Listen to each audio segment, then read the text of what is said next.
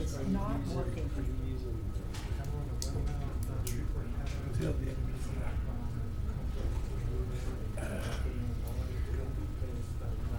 Did you visit CS Christian Overson? Whatever. Okay. That's right. And mine is not delivering or sending. I just said that to them. Well, I just can't get on that MPC part, but I'll call you later and work it out. I could do the mail, but I couldn't do the website. I got you. And I can get in the website, but not the mail.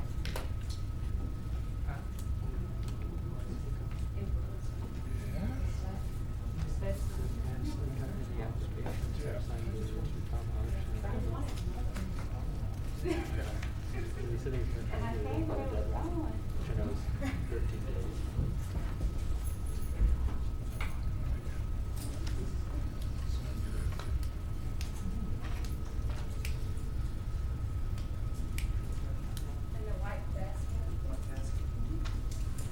Yes, sir. You on your way?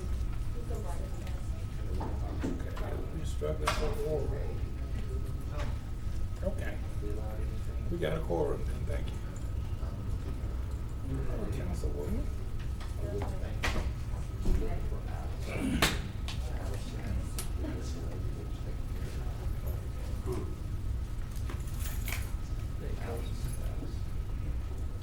Hey, Jay. You still a cowboy fan? Absolutely. How about you? Right here. I've been moved. I've been moved up in the world. I like you. I'm too close to him. I don't know about that, man. Right here. Too much pressure. Right there. What's up, Steve? How you doing? Okay.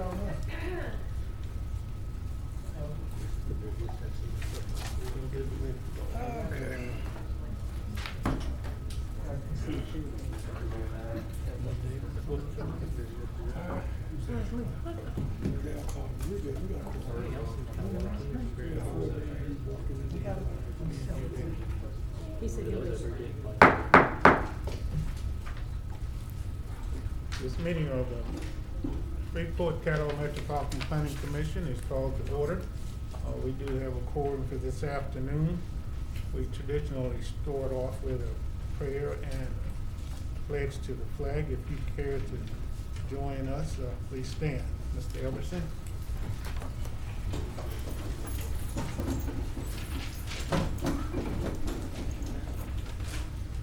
Dear Heavenly Father, we thank you for all of our many blessings. We thank you for this opportunity to come together and serve the citizens of Shreveport and Caddo. We pray for all those in harm's way and for those who have been affected by illness. In Jesus' name we pray. Thank you. Mr. Joseph, would you care to lead us? Please join me in the pledge of allegiance. Pledge allegiance to the flag of the United States of America and to the republic for which it stands, one nation, under God, indivisible, with liberty and justice for all.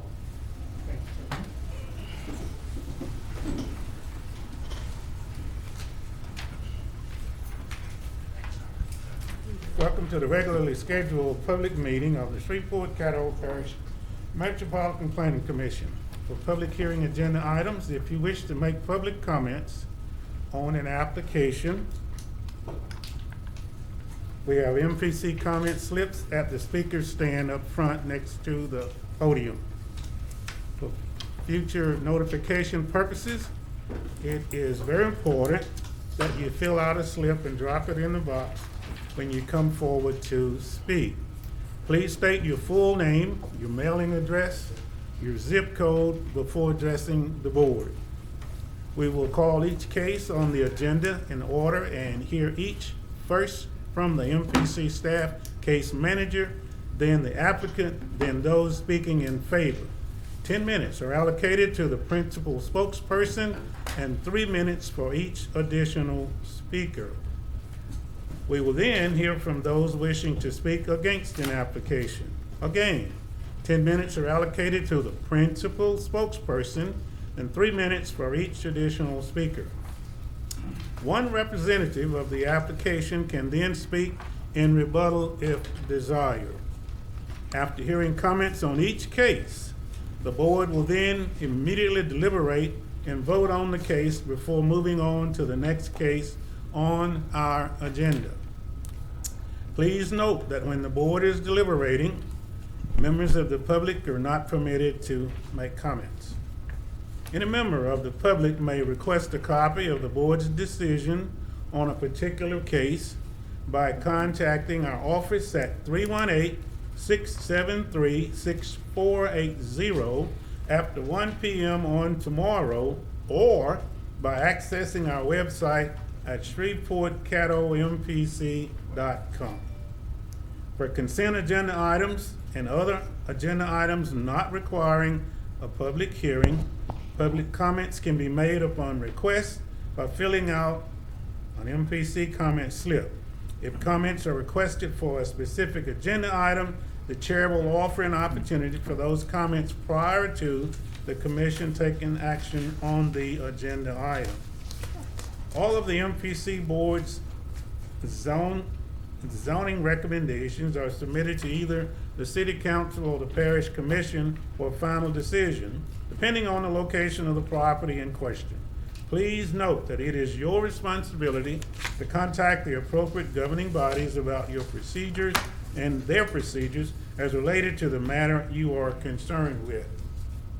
Copies of this document and the phone numbers to contact the governing bodies are available on the table next to the podium and in the entryway in this room.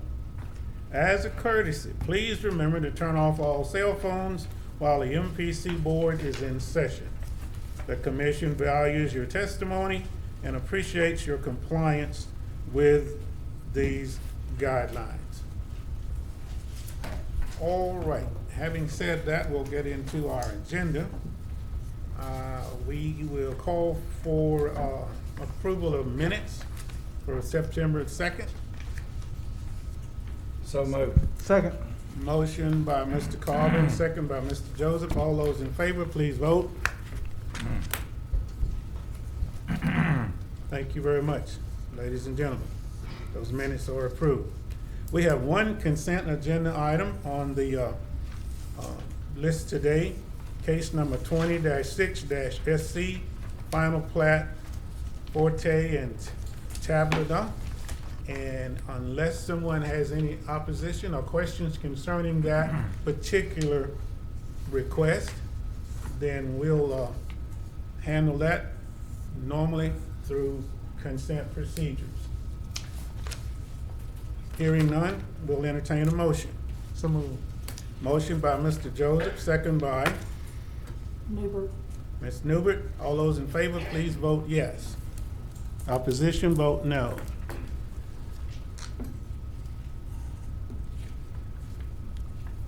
Board members, that passes if someone is in the audience for case number 20-6-SC, it has been approved. Thank you very much.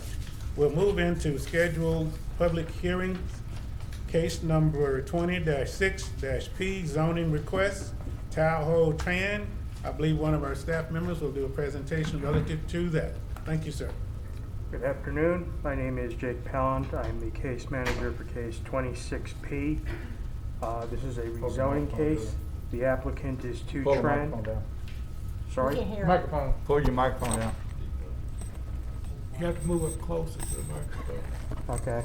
Is that good? Yes, sir. All right.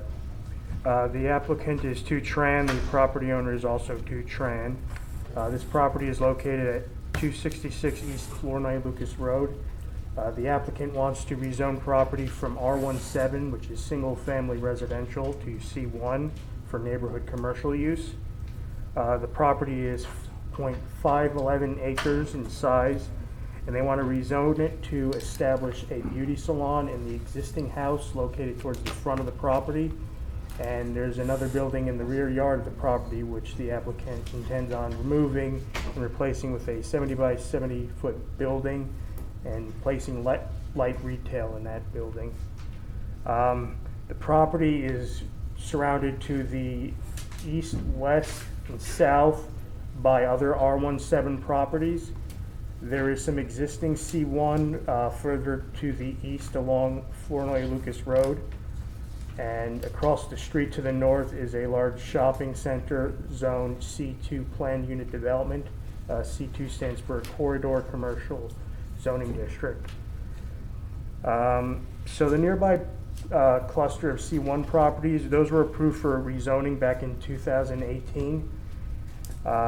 This was primarily for a restaurant with an outdoor dining area. I'm not certain if that has been built yet. I don't believe it has been. The property across the street, which is zoned C2 PUD, was rezoned also in 2018. Actually, no, that was zoned in 2014. And that was for a grocery anchored shopping center, various uses such as retail, sales of alcohol, health studio, and barber shop, various uses. According to section 4.3 of the Caddo Parish Unified Development Code, the C1 district is defined as being intended to accommodate local non-residential uses that predominantly serve the needs of nearby residential neighborhoods and are similar in character of the surrounding residential neighborhood. Residential dwellings above the ground floor are permitted. The C1 district is intended to function as a transitional district in between residential and heavier commercial districts. This is previously shown with the nearby C1 properties. In this case, it would be separating the R17 area from the large C2 planned unit development across the street. While it is compatible with nearby zoning, it isn't consistent with the 2030 Great Expectations Master Plan. However, due to previous cases, there has already been a precedent set for allowing this area to be zoned for commercial use. The master plan says that this is intended for residential low use. But regardless, we are recommending approval of this rezoning. As an alternative, you can either recommend denial of the case or recommend approval for a different rezoning district. However, there aren't any other zoning districts that would be lighter but also suit the needs of the applicant. Any questions, or is that good? Thank you, sir. All right. Mr. Chair, Yes, sir. I've asked Mr. Stephen Jean, Deputy Director, to coordinate this section of the hearing. If the board has any questions, they can be directed to him for any case in the agenda today. All right, sir, thank you very much. This particular time, we will call someone from case number 20-6-P zoning request. Mr. Tran, anyone here representing your company? 28. Please come. Anyone here to speak in favor of this request? Anyone present to speak in favor of this request? Anyone present who would care to speak in opposition to this request? Anyone care to speak in opposition? All right. Board members, discussion? Motion to approve. We have a motion to approve. Is there a second? We have a motion to approve. Is there a second? Second. We have a second by Ms. Newbert, motion by Mr. Curtis, second by Ms. Newbert. All those in favor, please vote yes.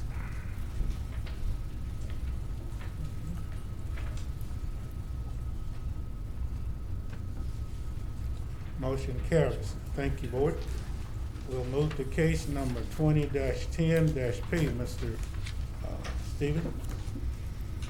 Yeah, Jake Plant is also be representing this case. Okay, this is case 2010P. This is a rezoning request as well. The property owner and applicant are both Cordero Uri LLC. The applicant wants to rezone a 2.47 acre tract of land from RA, which is rural agricultural, to IMU, which stands for industrial mixed use. They want to do some kind of development in the future. It's mostly speculative. They speculate that it would probably be used for office use, warehouse, or light retail. The property is adjoined to the east by other RA property. To the Further north is I-1, which is zoned light industrial.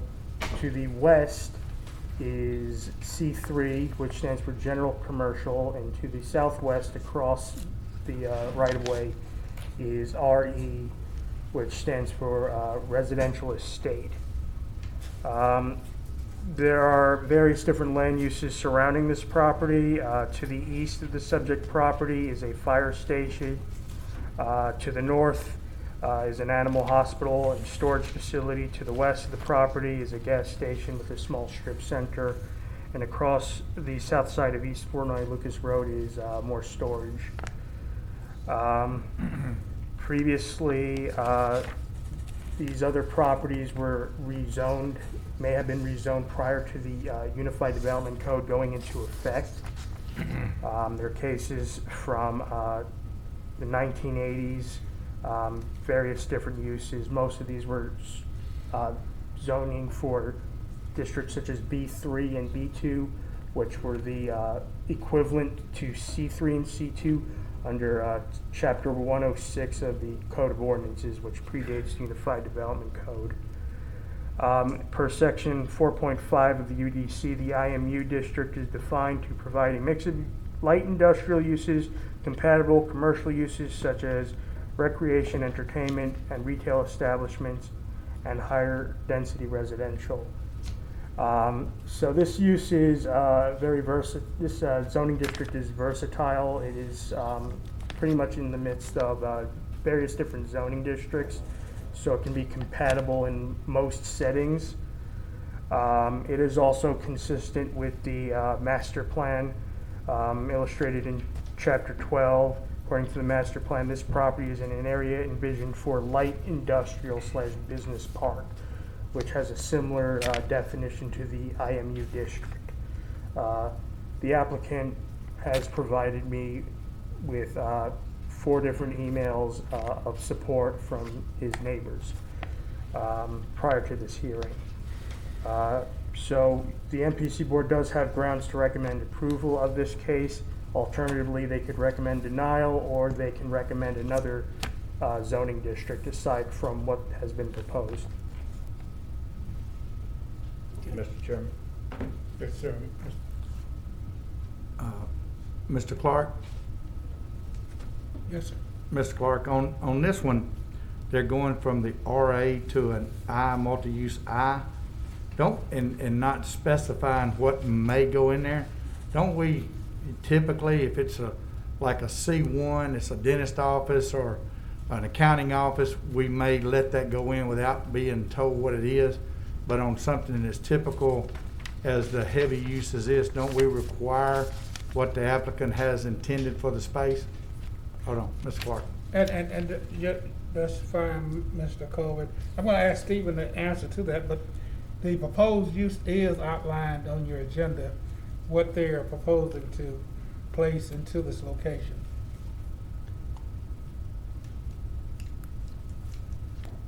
And share that with me, because It's I the didn't see it office, in the first. warehouse, and light retail is what's being proposed Mhm. for the industrial mixed-use zoning classification. It's asking for 2 C3s. He's saying the second sentence in the description. If we are on 9245 Uri Drive, Mr. Colvin, I understand. Office, warehouse, light retail use. those are the proposed uses for the But change in zoning classification from RA to But industrial mixed use. I think what we got into before was, if that's what their intention was, but 6 years, 10 years down the road, they sell it, and it's that heavy use, it could be I'm just gonna use this example, it could be a Pep Boys, it could be an auto mechanic store, it could be a lot heavier use than warehouse or office if we bump it up to that. Okay. Go ahead, Steve. Well, Mr. Colvin, we do ask people to give us if they know Right. what their use is. There's no requirement that they give it to us, and they could decide to put something else in exactly what you said, and that's what we encourage people is, look at those districts. If there's anything about that, those uses that are allowed in that district that you think it could be harmful in some way, please speak up, because when we evaluate it, we look at it, not just what he's applying for, we look at all of the uses that might go on that property when we do our analysis. Okay. And I just need to ask the board another question. We can make available all of the uses that would be allowed in the zoning district if that's important to you. Like Mr. Jean has alluded to, we examine those uses in making recommendations, the staff recommendations to the board. But if you desire additional information for these cases, we'll be more than happy to provide that information to you.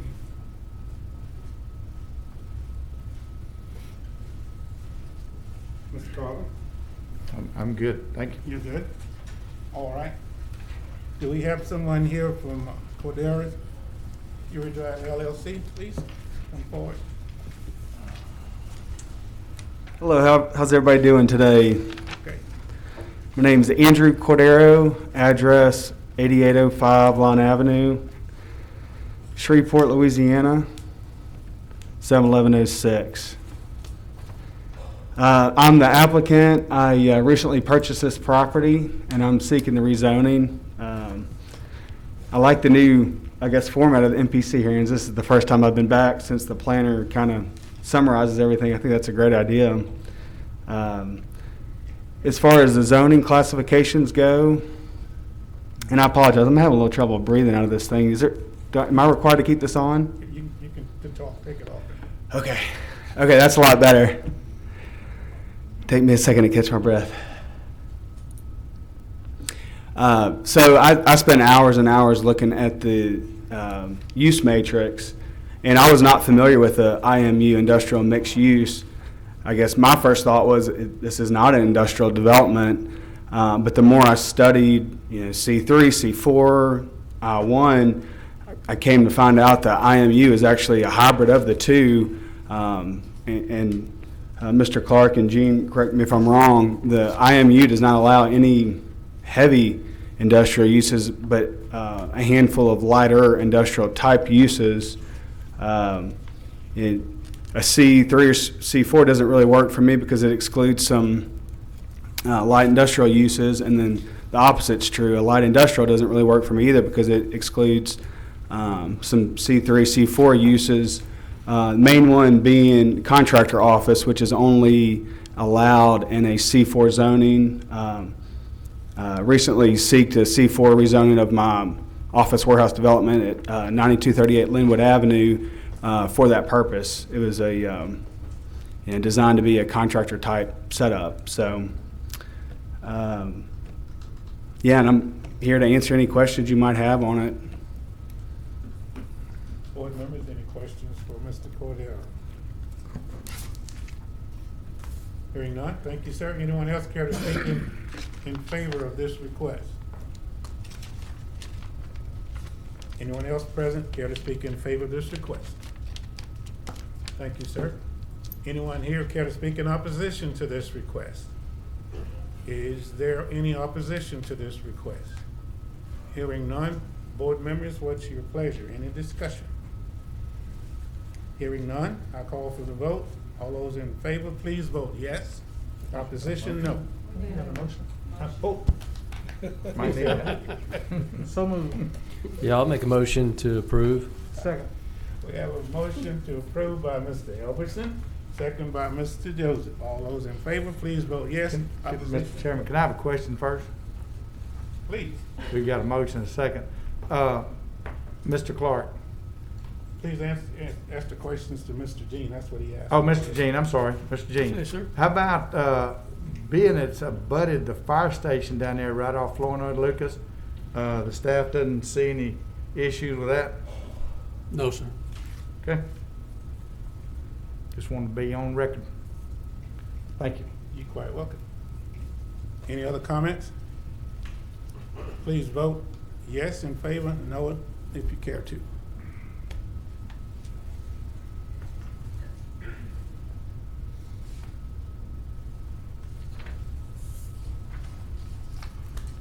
Thank you very much. Motion carries.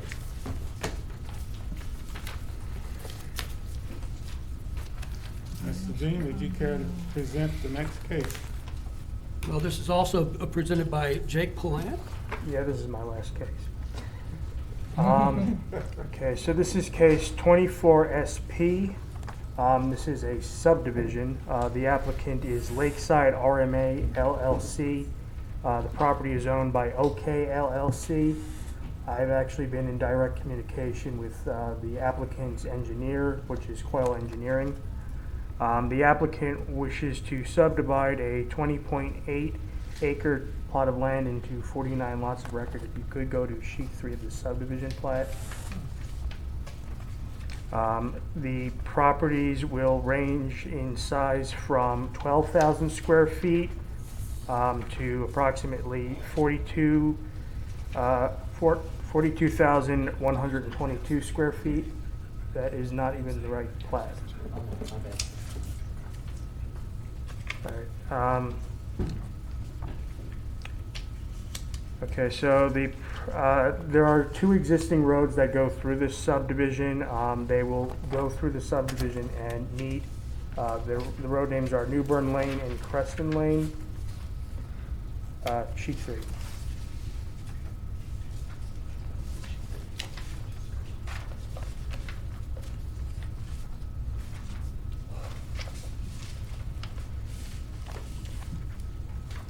Okay, so there are the existing roads of Newburn Lane, Creston Lane, and they will intersect at Newburn Circle.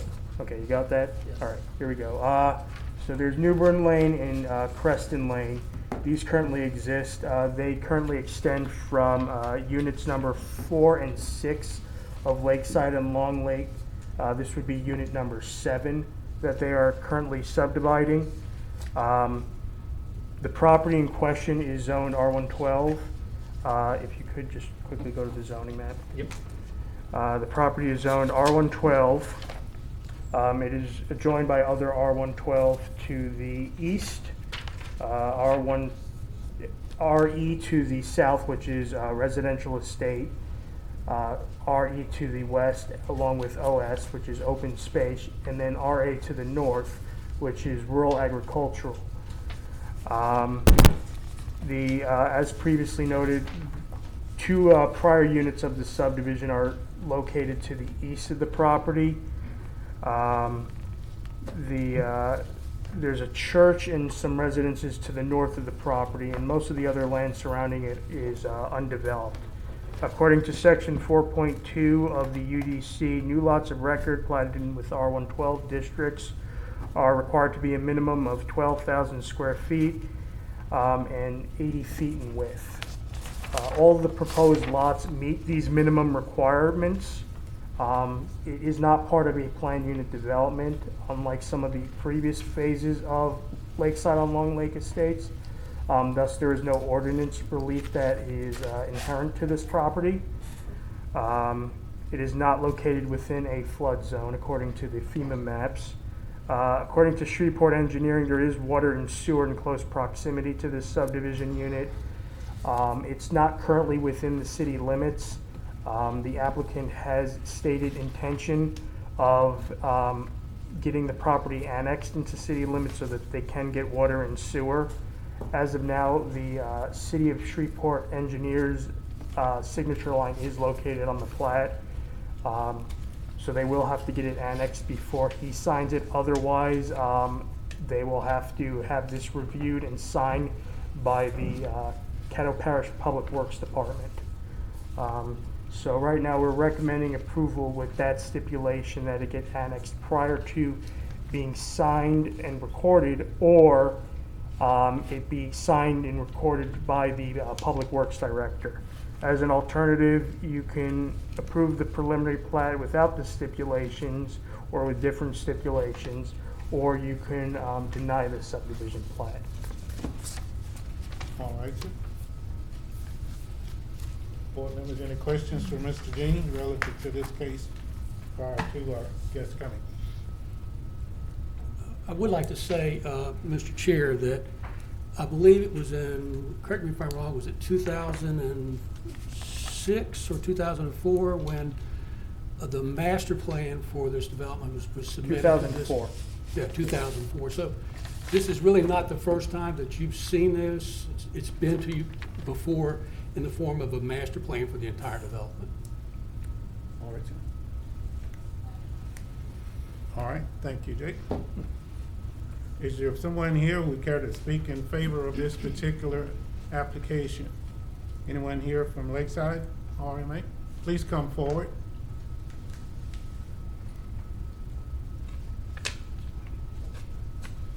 Please give us the name and an address.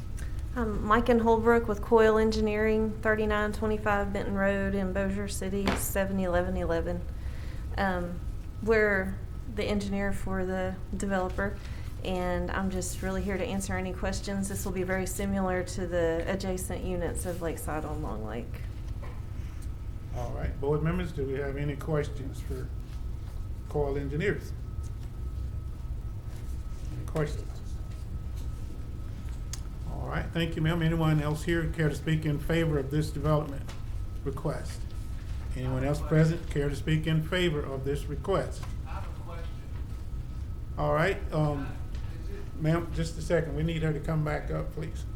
I'm just curious, is it Glenlock Lane that you will be going back to that? Mr. part? Chair, Yes, sir. if he either has to speak in favor or in opposition, then his questions can be answered. Gotcha. I can appreciate that. I'm neither in favor or out of favor. He's gonna have to take a choice to either be in favor or not in favor, then we can answer his question for him.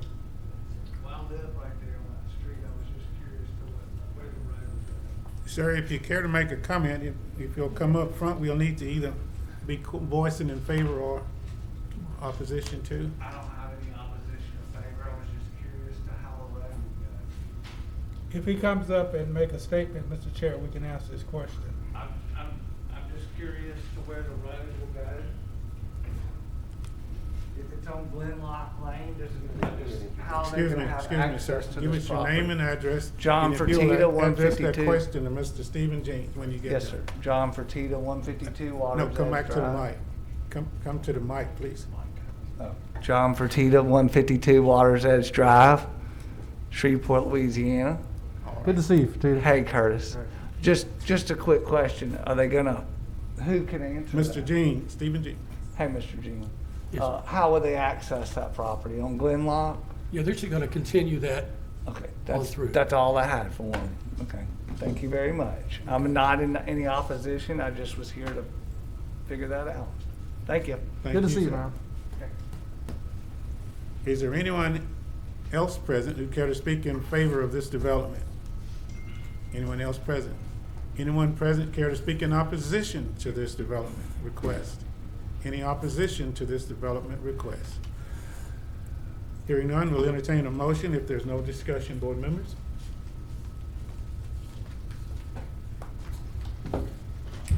Make a motion to approve. All right, we have a motion from Mr. Elverson to approve, a second from Mr. Joseph. Please vote.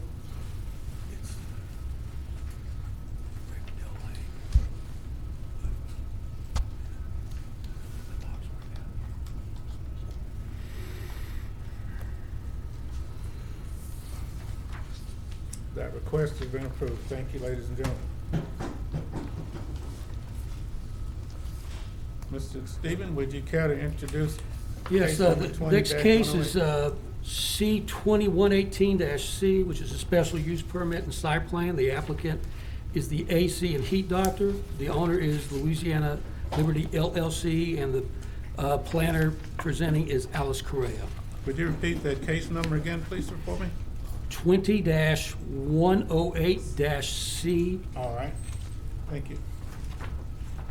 Hi, good afternoon. The applicant, AC and Heat Doctor, is requesting a special use permit to operate a contractor office co-located with an existing vehicle repair shop, minor vehicle repair, at 315 West 70th Street. The property is, if we can look at the vicinity map, the property is zoned as C2. You're good.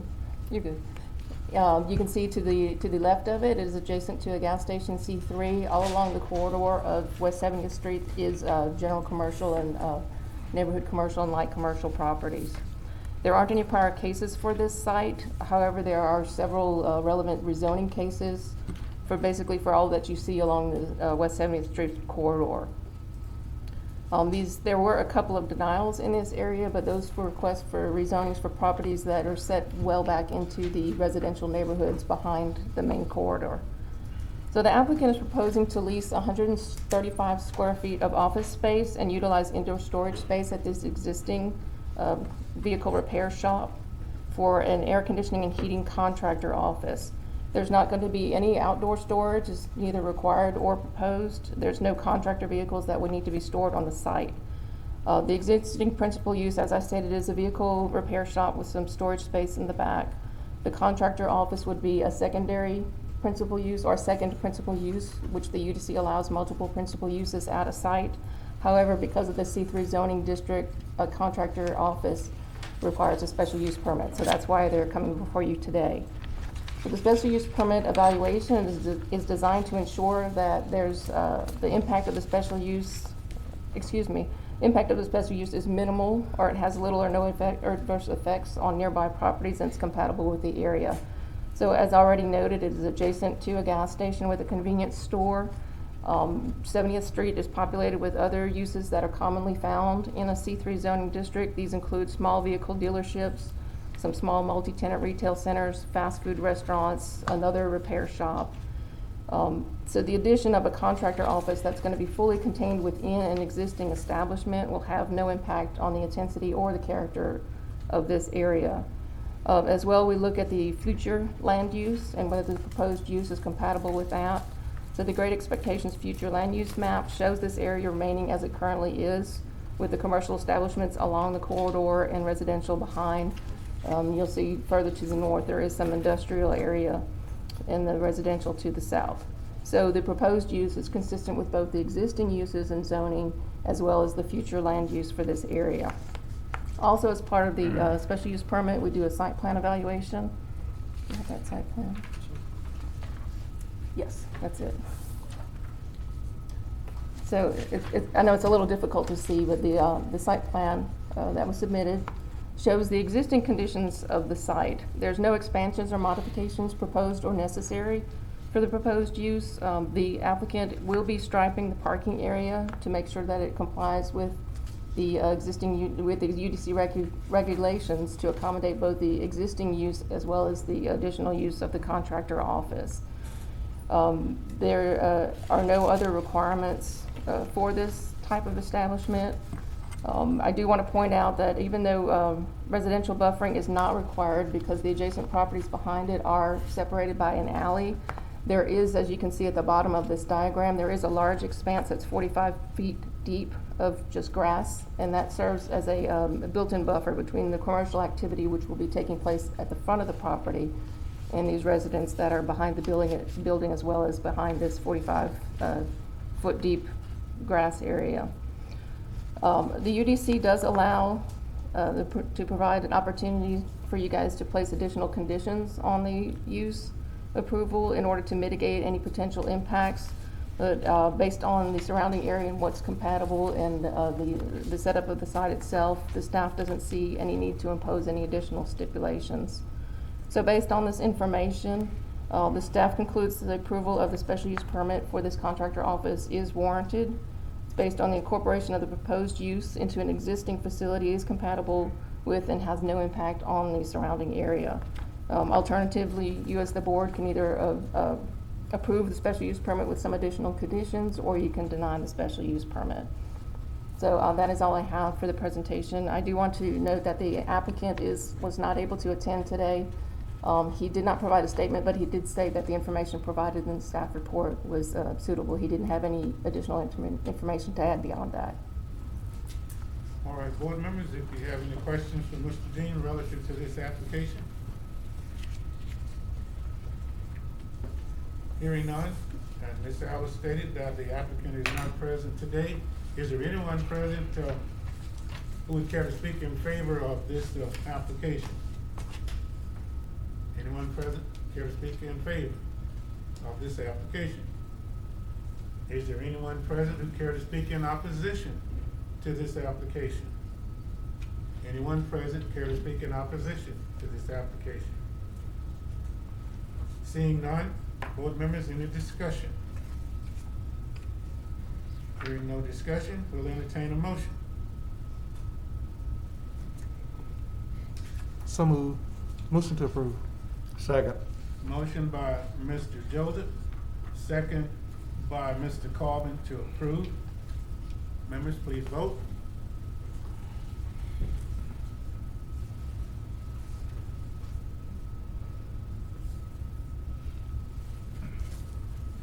The request has been approved. Thank you.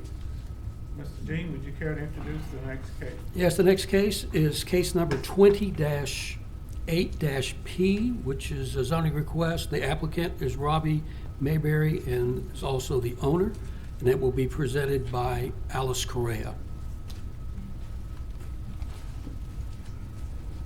Okay, this is a request to rezone the property at 1200 block of Mansfield Road. It's on the southwest corner of Mansfield Road and Keithville-Kingston Highway. The applicant is requesting to change its 7/10 of an acre from rural agriculture to general commercial. As you can see, the properties adjacent to the west, north, and south are light industrial. Directly across Mansfield Road is the rural agriculture, and there is some commercial diagonally across the intersection. Similar to the other case, there are no prior cases for this site. The nearby relevant cases include several approvals for the rezoning that you see reflected in this map here. Most of that was done in the 80s and 90s. These were for a post office, convenience store, some general commercial uses, and extended uses for tire shops.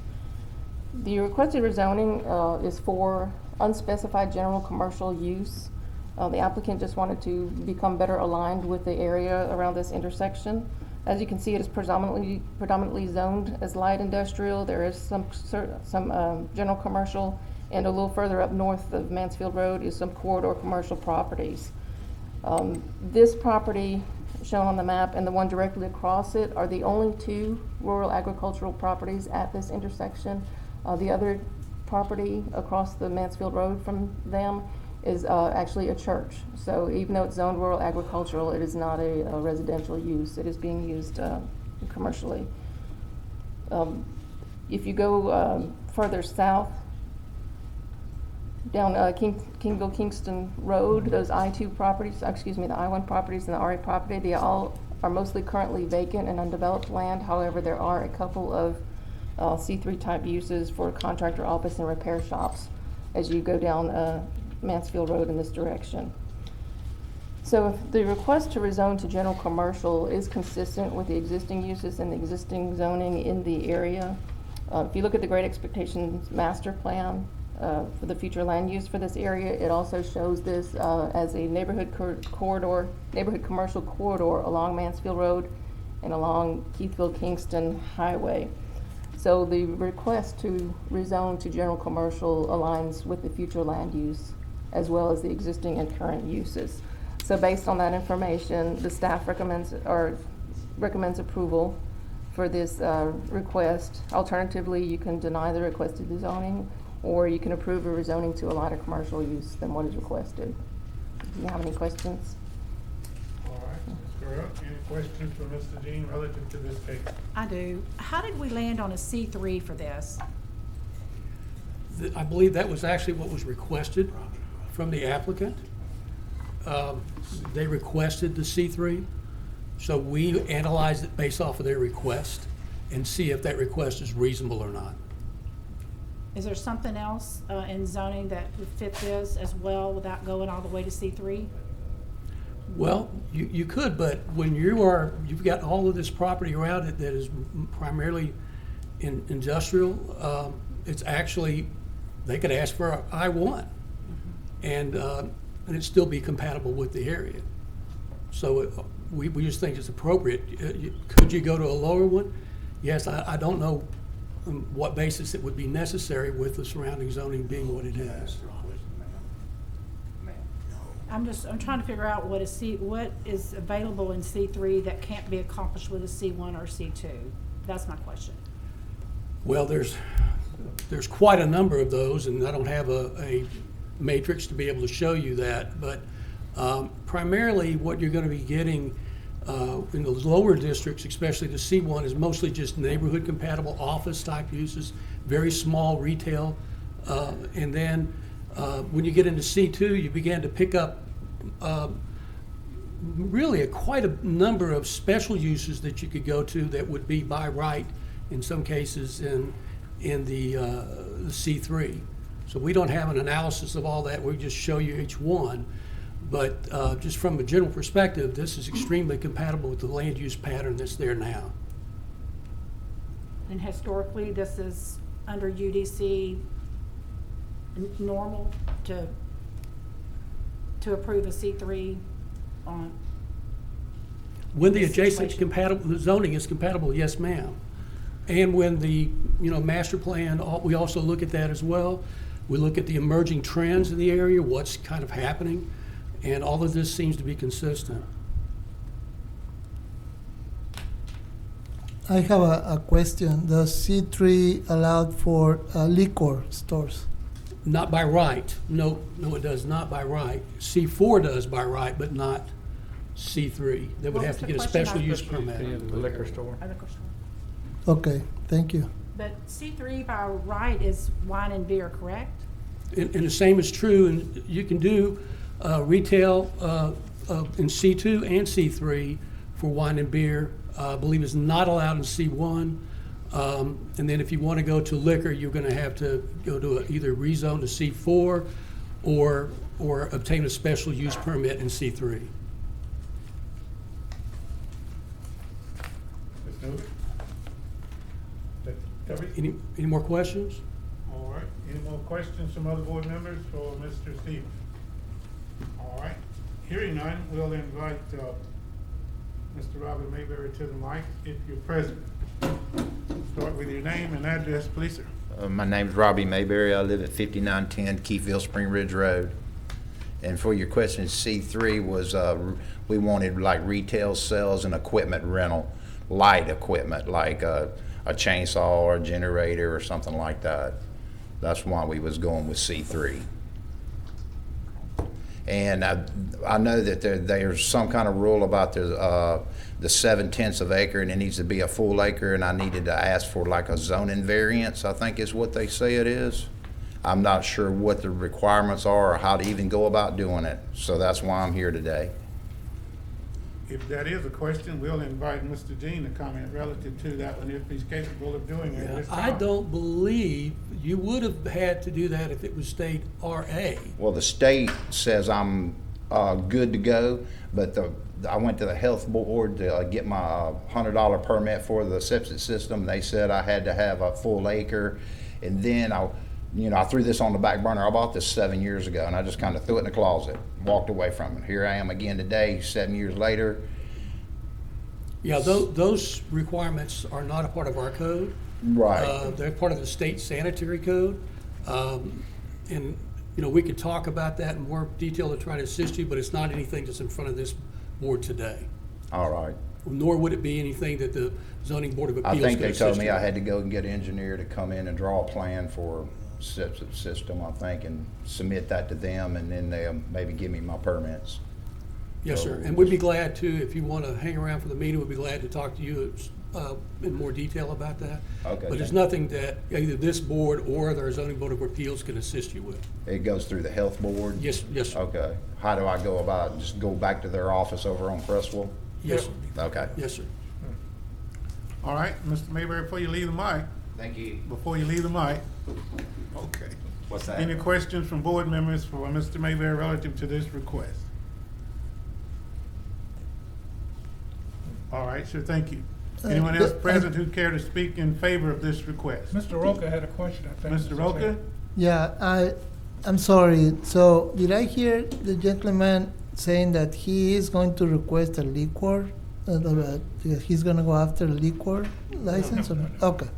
All right, then I don't my think he's gonna be mistake. selling liquor with his rental equipment.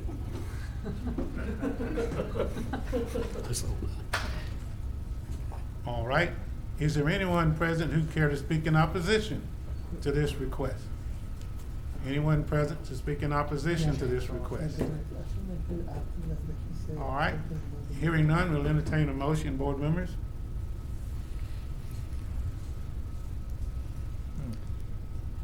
I'll make a motion to approve. We have a motion by Mr. Elverson. Do I have a second? Second. Second by Mr. Roca. All those in favor, please vote.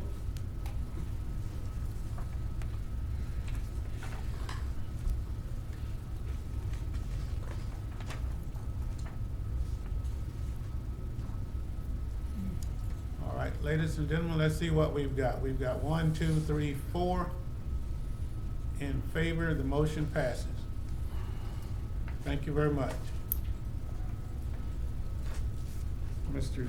Dean, case number 20-106-C. Yes.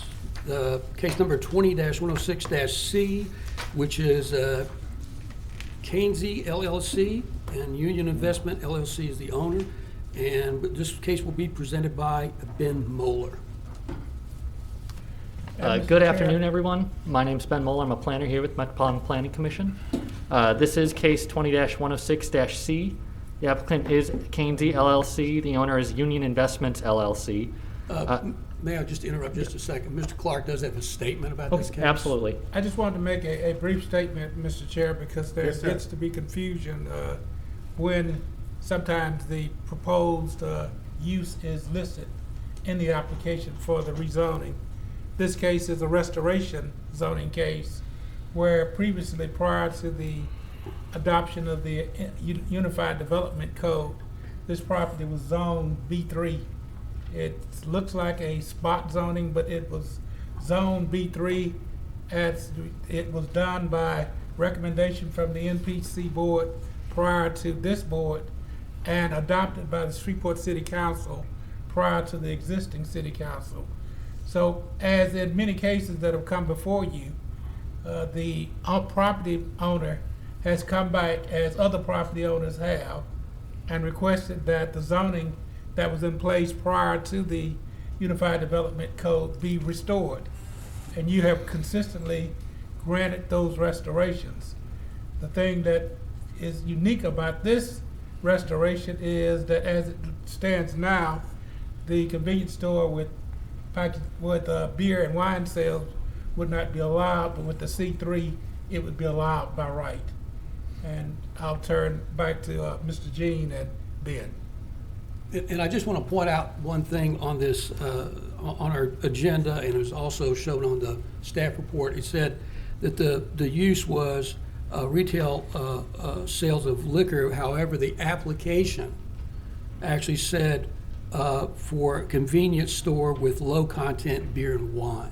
So that's what should have been on the staff report. If you read the staff report, you'll actually see that alluded to. So we just want to make sure that's cleared up. Restoration of this zoning would not by itself allow liquor here. There would have to be a special use permit in order for that to happen. So we just want to clear up any confusion on that. And Mr. Moeller, if you would continue, please. Absolutely. Not to reiterate everything they did just say, but they are requesting an approval to restore the zoning. It's a 0.22 acre tract of land. Currently, there is a small convenience store on the site. There have been a number of previous cases relating to variances for the site. In 2013, 2010, 1999, or two cases in 1999, 1998, and 1997. There are all variance applications that were denied for liquor, let me see here, for packaged alcohol sales. I apologize. Many met with heavy opposition from the surrounding neighborhood. In total, that is 6 different variances.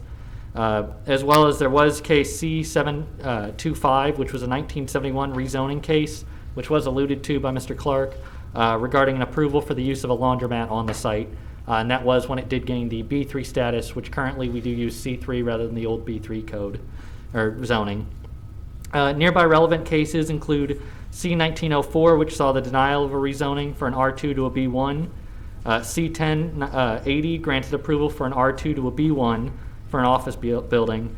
And C5097 saw approval of R2 to B3 for a church and beauty shop.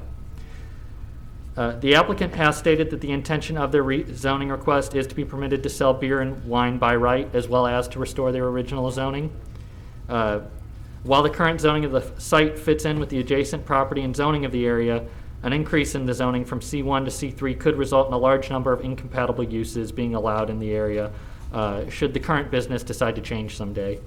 The residential character of the existing area would be negatively impacted by the C3 zoning, as it has the future potential of introducing numerous heavier uses. Those could be categorized as industrial services, live performance venue, or a drive-through facility. Now, these are all just examples of what could be going in there, which would all be allowed by right under a C3. While the majority of businesses in the surrounding community are primarily home-based and within single-family homes or lighter commercial, there are a few of these lighter commercial uses in the area. The existing C1 properties are largely either vacant or existing residential, with heavier current use being the heaviest current use being a non-conforming funeral home located at the corner of Laurel Street and Arlington Avenue, which, if you see on the map, is right here where the C1 is. Because of all this, MPC staff has concluded that the denial of the rezoning request is warranted due to the uses and due to the uses an increase in zoning could allow for and the impact it would bring to the area. Alternatively, from what you hear today, there are a few other options you may choose. You may approve the rezoning request from C1 to C3, or you may vote to approve an alternate zoning. Although I would like to state, and I believe, Mr. Jean, if I am incorrect in this, please correct me, but if a C2 zoning were to be granted, I believe you are not allowed to have beer and wine sales by right next to a primarily residential area. Unless I am incorrect on that, and I apologize.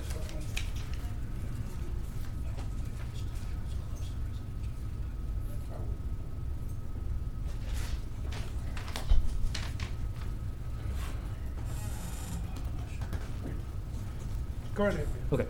And I'm happy to answer any questions you may have for me. Can you Board make that members, last you want- statement again? You want to Yeah, direct the question to Mr. Jean? I'm sorry. Yeah, go ahead, Mr. Jean. Can you repeat that last couple of sentences by right on the C3? Yeah, the ones that you were talking just a moment ago about by right, could you repeat that? Yeah, absolutely.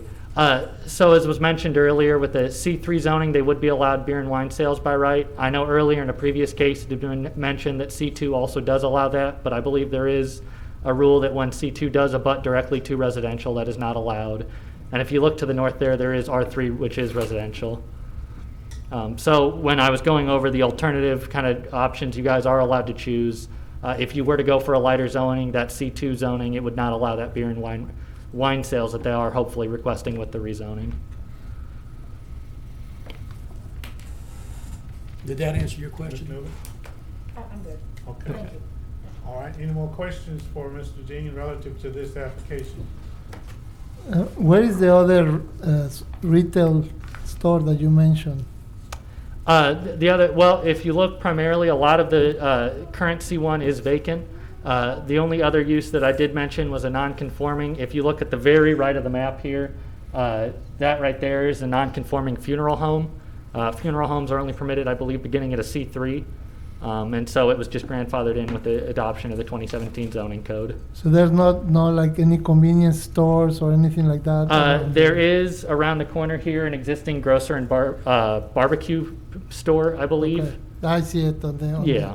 on Google Maps. Okay, thank you. Thank you. Any more questions, board members? All right. Thank you. Thank you. Ben. At this particular time, we'll invite a representative to come forward. Please remember, the first spokesperson has 10 minutes. After that, each person has 3 minutes to speak in favor of this application. When you come forward, please state your name and address.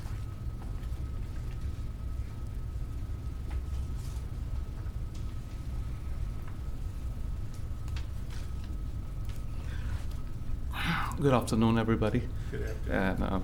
And I want to apologize first that English is my third language. I'm sorry, I will try my best to explain y'all. Okay, I'm the owner of this store, means like I'm still paying the payments though.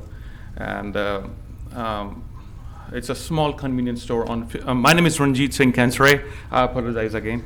And address is 1548 Madison Avenue, Shreveport, Louisiana. And this is my first time standing in the place, a little hesitation. Sorry. My request is just to, if you can help me out to get the zoning back, not for the liquor, just for a beer. That will be a really great the thing is, since I came in the United States, I was a student in Louisiana Tech University. I have done a little study over there. After that, as I was alone from my family in the United States, I got a little opportunity, which I was happy about, that I myself trying to do something better here and can bring my family here. And somehow, as I was not aware of the laws and like how the things go work, because I was small when, I was 21, I can say, when I came here in the United States. So I was not aware of the law back in India and not either here. So I'm still learning like how the laws work.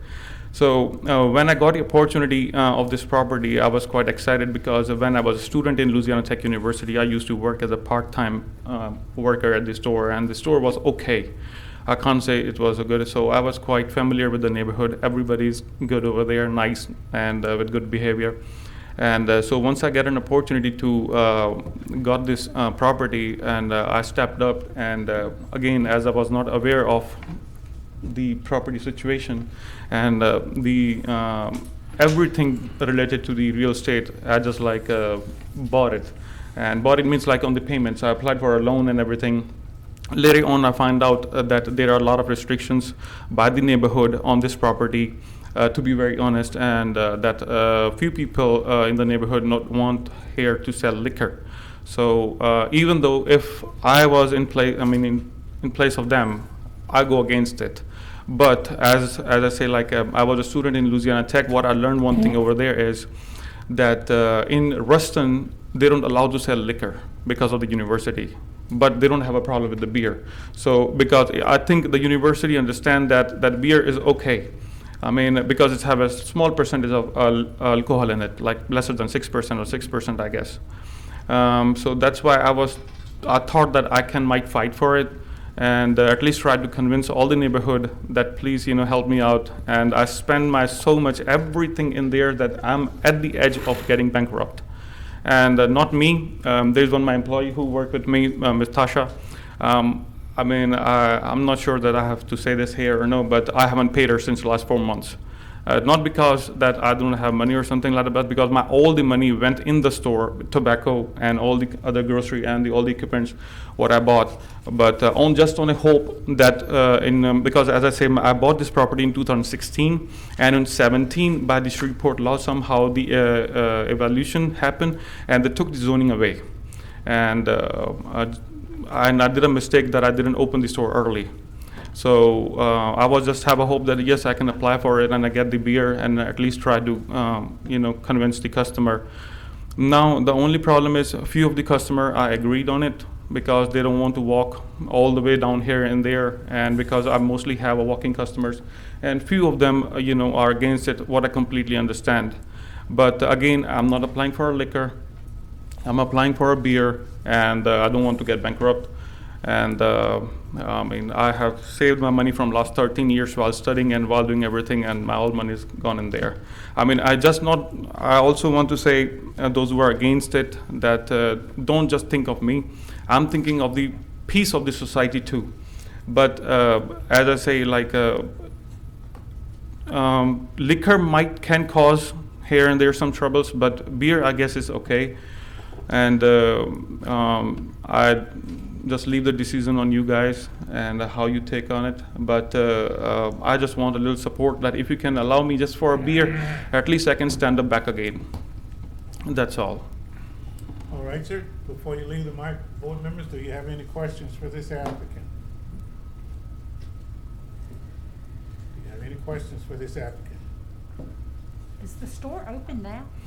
Yes, store is open, and but the bad part of the store is that if you see the store, you can see the customer walking, using your property, going to other store, buy beer or liquor, whatever, and on the bag, and again use your property to go back to their home. So that hurts. So because nobody wants to come, because for an example, if they just want to buy just a simple ounce of beer with the other stuff, they don't stop at my store. Just because I don't sell that. It's quite understandable. Thank you. Okay. What is the time of operations of your store? At what time do you open? At what time? Sir, I open at 8 o'clock and usually close at 10. I'm also agreed, like, if you guys, like, give me kind of a option that, hey, only you can sell on drive-through or use the other direction or where the neighborhood houses face is not coming, or any kind of a, guidance you can help me out, that will be great. All right, sir. Thank you very much. Is there anyone else Thank you. present that would care to speak in favor of this request? Thank you, sir. Thank you. Thank you.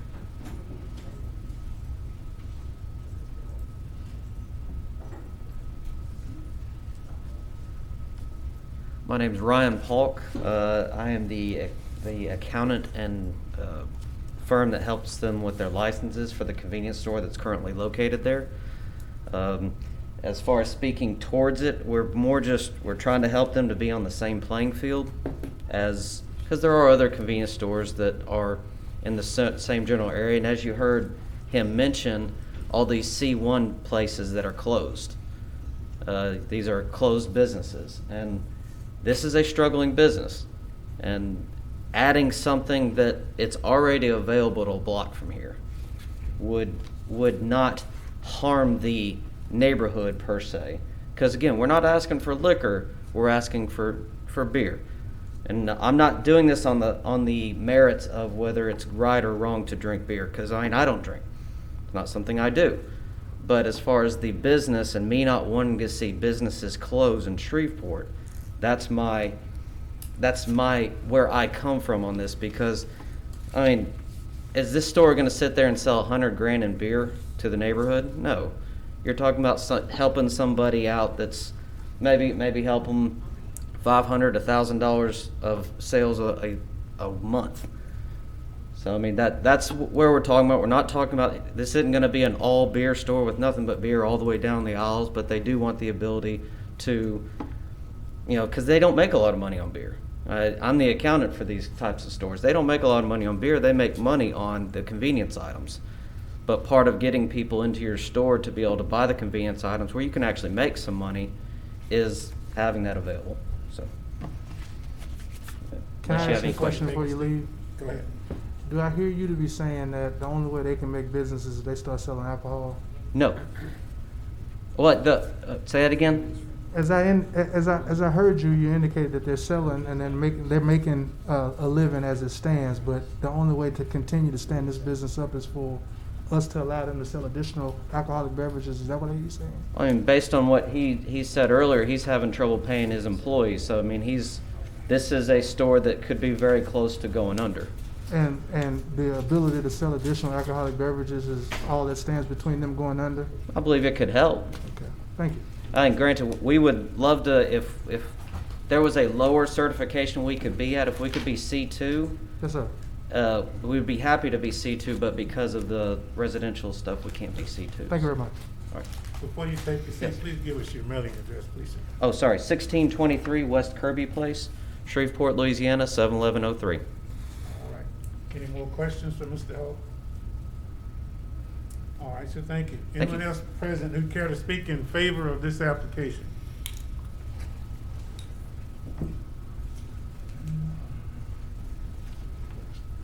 How you doing? Mailing address is 1427 Madison Street. I'm Raymond Mays. I'm here to support the beer in the neighborhood. To try to speak on. Do us a favor, if you'll just give us just a little space so we can hear your name and address. Give you a little space? There you go. Yes, sir. Okay, 1427 Madison Street. And your name, please. Raymond Mays. Thank you. I'm here to agree with the beer. To speak on what the accountant was saying and Mr. Ranji. Beer catches the customer eye, You probably don't want to walk a block or two for one beer, It's convenient for the little kids. They don't have to go 2 blocks, 3 blocks to go get candy or things like that, you know what I mean? It's good for the older people. Some older people don't have transportation. They use their walker, their wheelchair, to hover around, anything to go get the beer, you know what I mean? It's just close and convenient for the neighborhood, and it's just convenient. You know what I mean? All right, Mr. May, Any anybody have questions? any questions for Mr. May?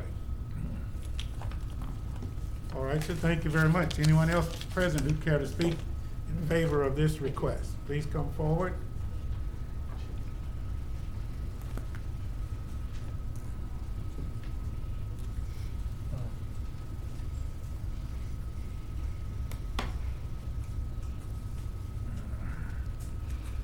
Please Hello, give us your everyone. name and address, please, ma'am.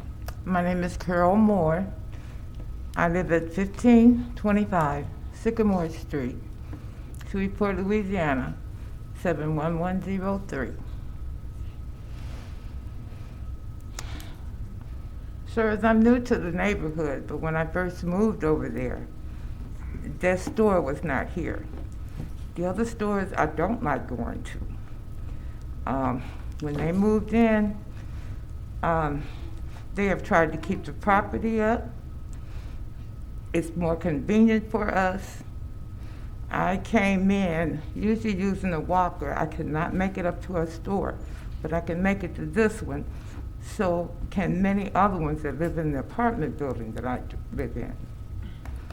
So, and they always try to get what we need. And if you ask for something like bleach, when we couldn't find it, next thing you know, they had bleach and sanitizers for us, and we ordered extra things such as masks. And we know they're struggling, but they also are concerned about the people in the community. I agreed to a beer license because I know how well they're trying to keep the store maintained. As a matter of fact, I'd be up there trying to help them as far as keeping garbage picked up. They don't allow anyone lingering around the property. And many of us in the neighborhood, we don't want that. We don't want any destruction. But it is closer to us, and I'm trying to work with them to help them keep this store open because it's so convenient for many of us, which I do live in a senior citizen building. So it's been very convenient for most of us there. I start taking people up there from the building, and this is where they go to now because it's so convenient for us to get there. Thank you. All right, any questions for Ms. Hart before she leaves?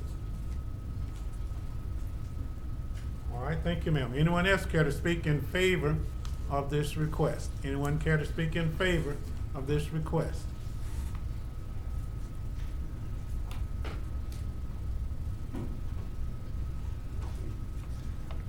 Good evening. My name is Curtis Smith. I came to support well, first of all, let me get my address, 1405 Harbor Street. I just came to support about the beer sale.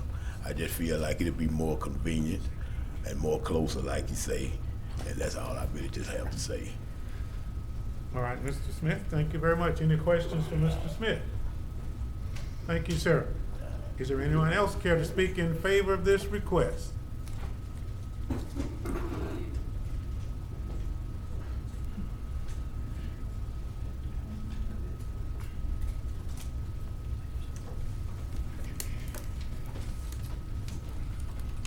My name is Tasha Dillon. I live at 1328 Harvard Avenue. I work at the store, and like you said, he hasn't paid me since probably like March because the store is struggling. He pays my lights and my water and my gas bill. But, sorry.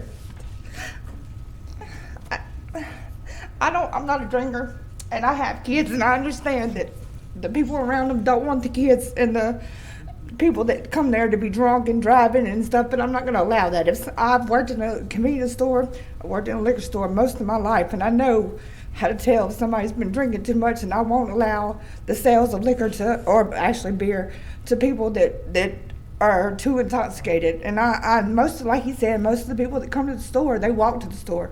They live across the street. They walk to the parking lot all the time.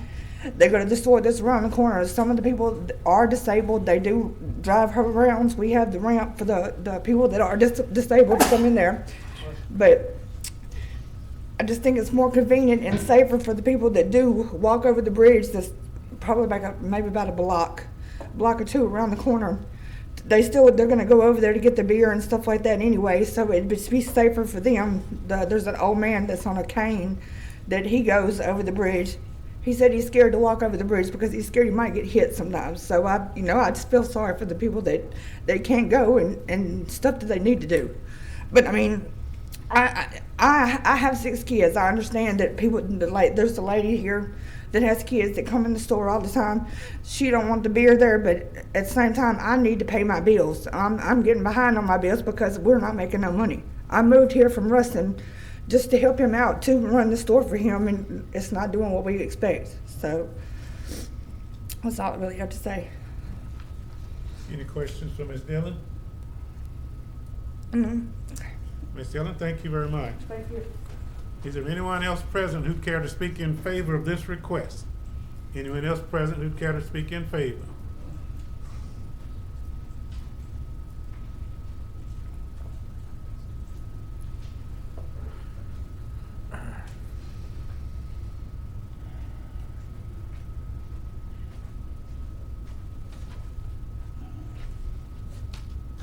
Okay, how y'all doing this evening? All right, sir. My name is Larry Charles Johnson. I've been living at 1437 Arlington for about 40 years, and I've been familiar with the neighborhood and the store that was open there. So anyway, the elderly people are having problems with trying to get across the bridge or do anything because we all practically crippled or either in wheelchairs and things. So if we had some beer right there in the neighborhood, there'll be a whole lot convenient for a whole lot of people that's concerned about drinking beer. And then as long as you don't have no violence and a whole lot of people just hanging around, I think it'd be a nice thing to do because it have been done there several years. So I'm just asking, along with them, if you could help us to get the license for the beer. And y'all have a blessed day. All right, any questions for All right, Mr. thank Johnson? you. Thank you, sir. Okay, is there anyone else present who'd care to speak in favor of this request? Anyone else present who'd care to speak in favor of this request? All right, seeing none, are there persons present who'd care to speak in opposition to this request? First speaker, 10 minutes. Subsequent speakers, 3 minutes. Please give us your name and address. Good afternoon. My name is Calvin Lester. My address is 3907 Eddy Place, Shreveport, Louisiana, 71107. Good to see you, Mr. Lester. Thank you, Mr. Chairman. To Mr. Chairman, the board members, 17 years and 25 pounds and a lot less gray hair. I stood before this exact body making the same request I'm making now.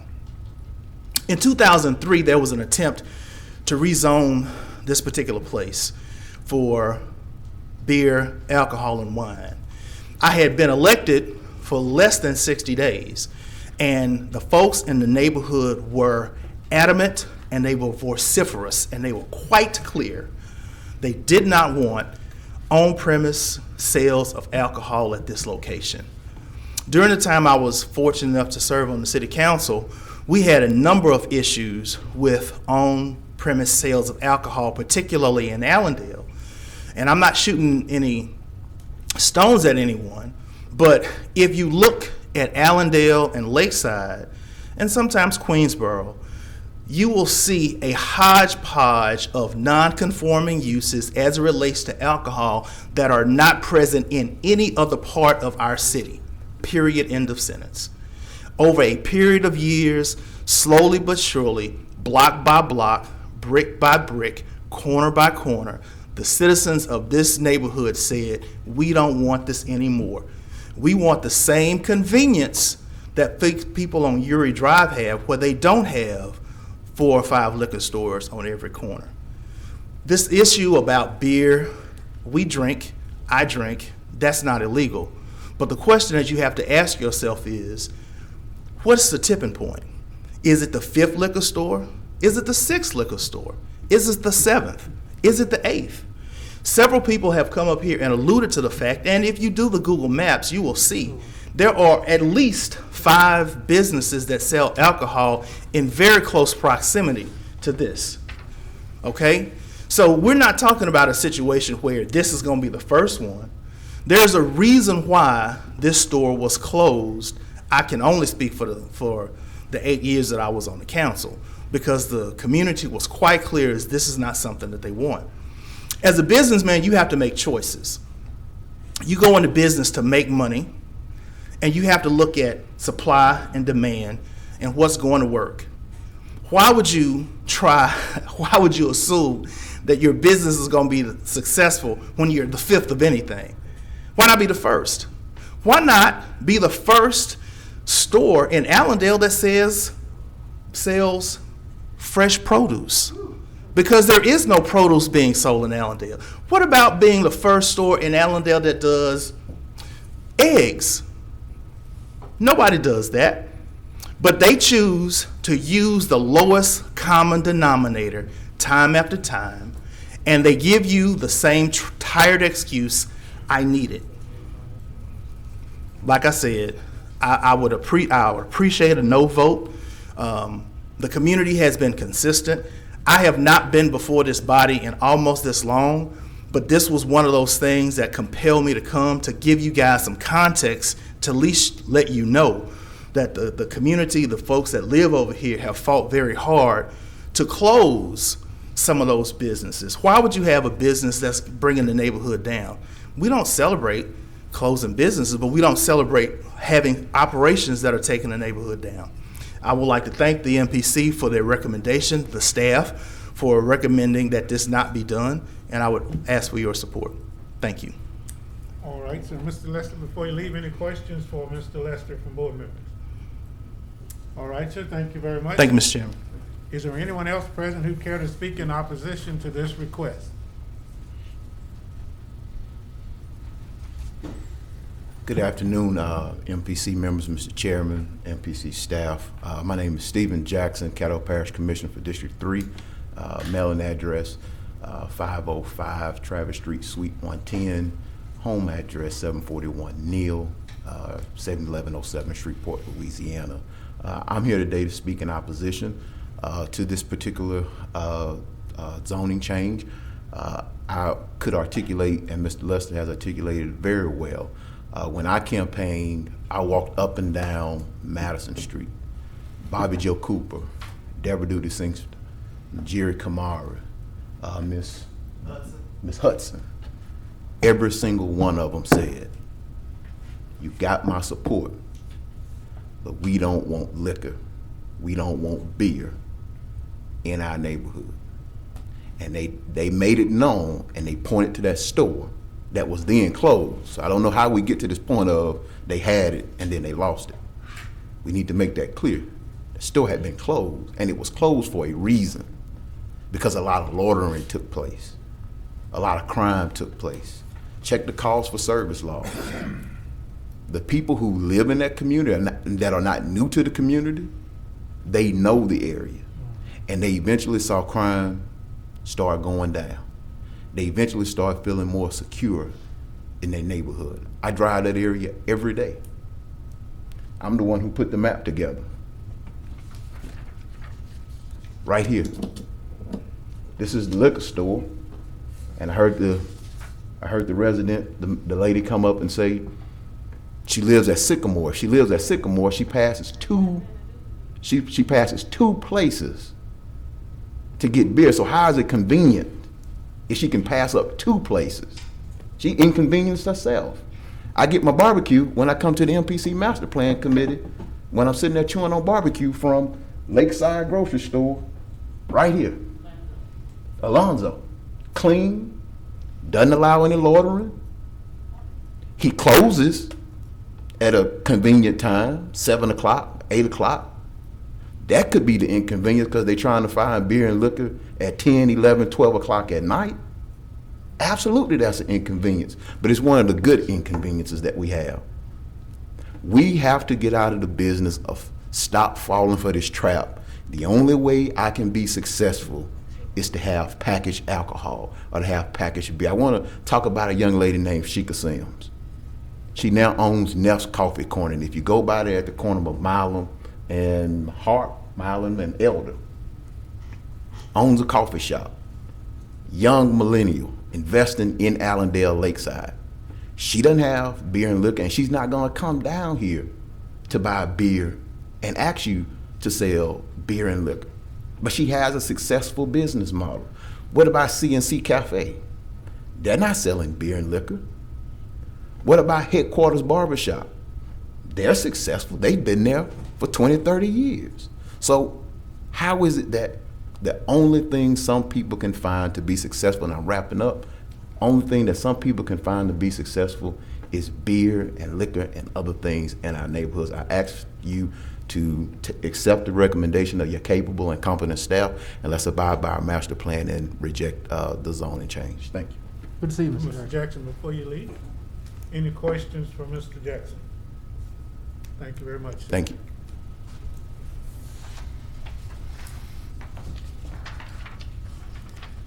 Good afternoon. Rudolph Glass Jr., live at 1735 Arlington Avenue. I've been living there, well, my mother and them, they bought the house when I was a year old. 55 now, I'm back in the house. And I remember when I was a little boy, when this store was first put up, it was a bad killing there when I was about maybe 7, 8 years old. And this store never really had any good business since. And it's just recently, last 7 to 10 years, someone tried to open it. The reasons that we don't want liquor store in our neighborhood, for one thing, we have a lot of unwanted traffic. Trash and debris would be a problem. They have trash and debris that I have been complaining about lately. One of the neighbors called me. He drinks beer, but he told me, he said, "Rudy, I wish you would speak for me." He said, "Because I don't want no liquor, man." He said, "Because when the store was open the last time, they were stealing out of my backyard." He said, "I walk across the bridge to get my beer." He said, "I don't want no more beer over here." People need to find another type of business or something to uplift the community.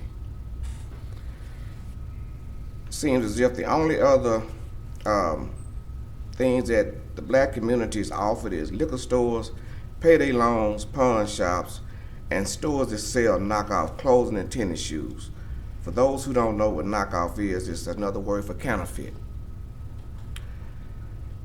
We have to fight to get basic services from our city.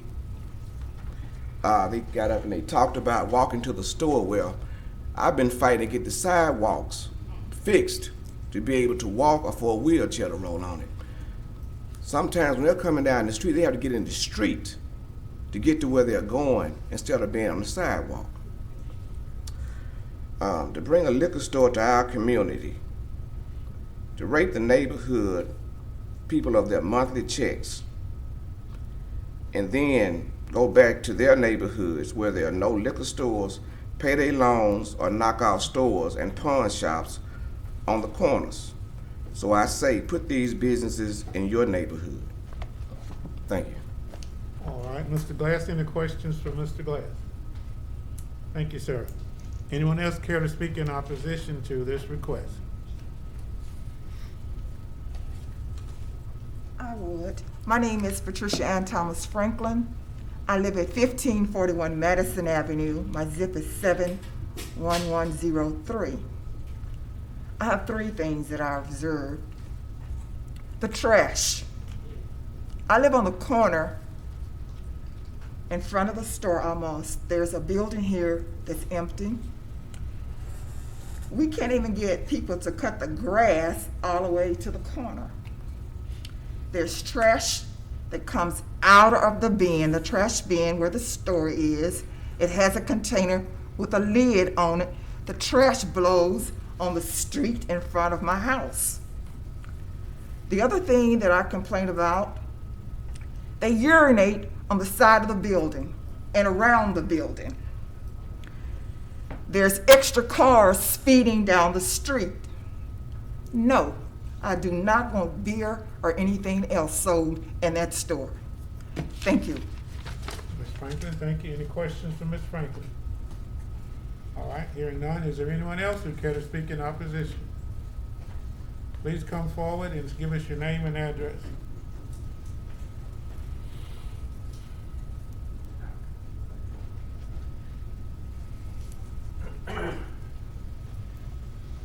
Good afternoon. My name is John Perkins. I live at 310 Gentilly Circle in Shreveport.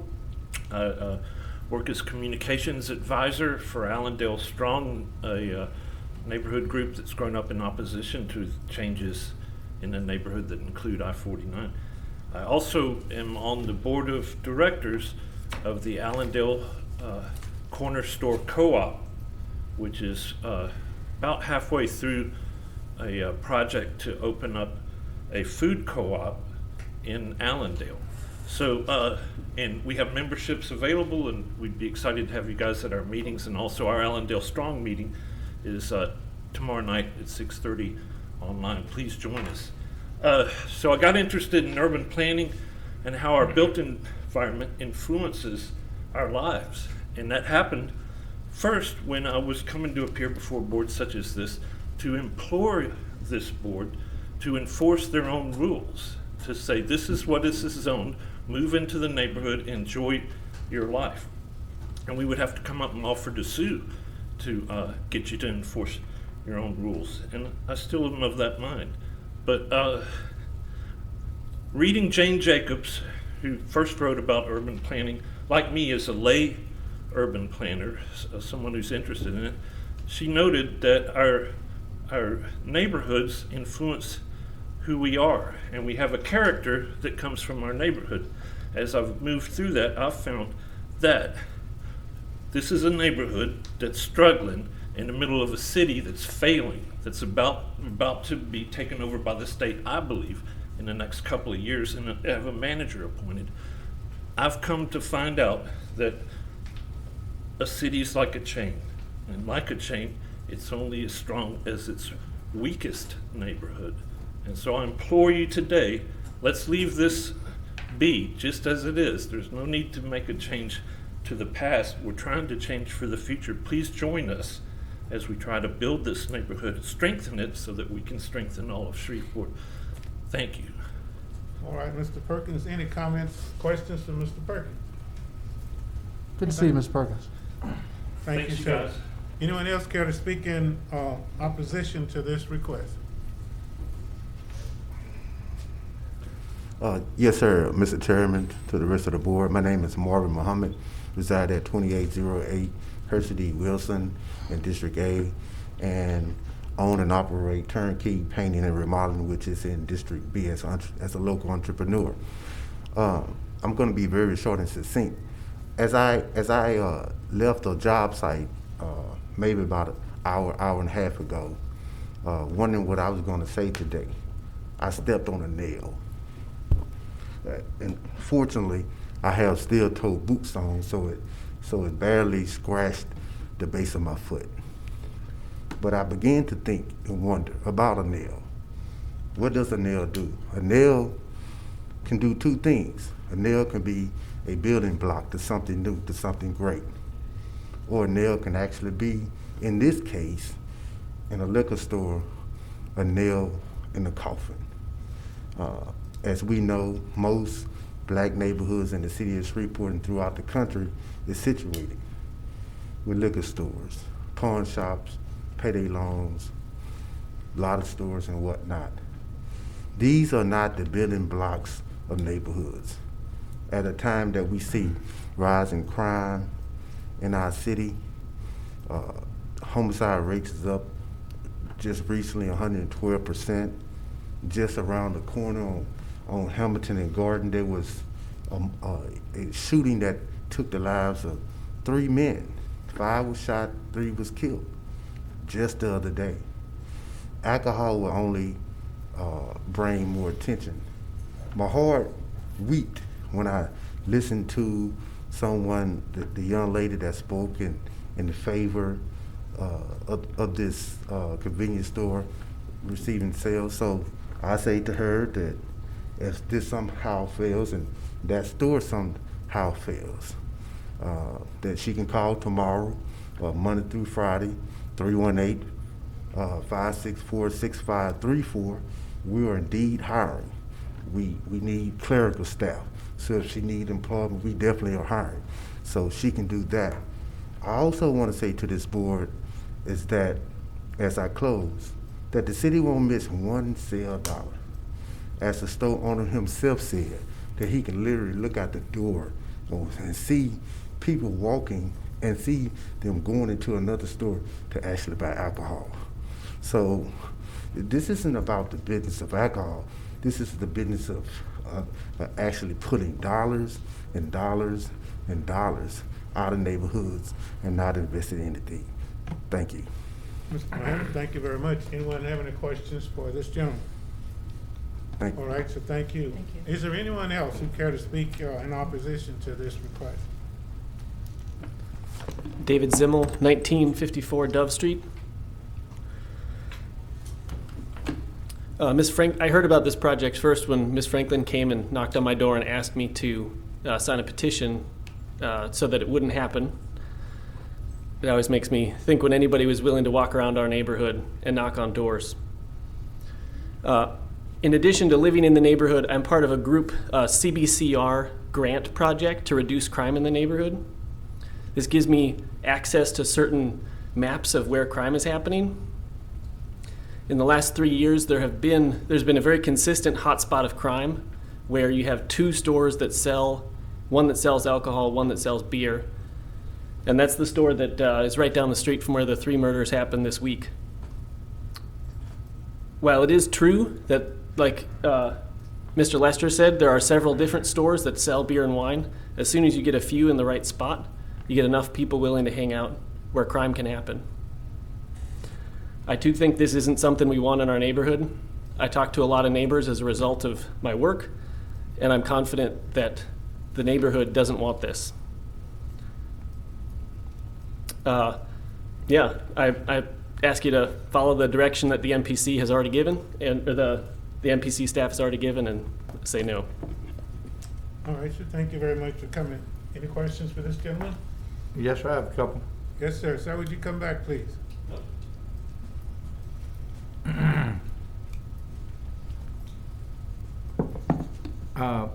Tell me again what you do for the neighborhood and the data that you collect.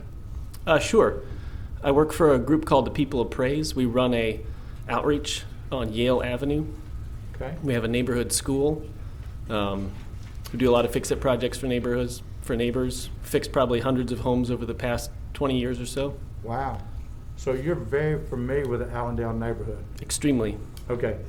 And Yes, sir. if you'll just give me a minute. Please, go I ahead. know this is kind of off subject of stores and beer and wine.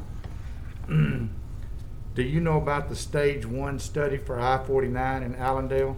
Yes. Okay. Will you be in attendance to that? They're If having 3 meetings on that coming up. If I can. Okay. All right. Just, I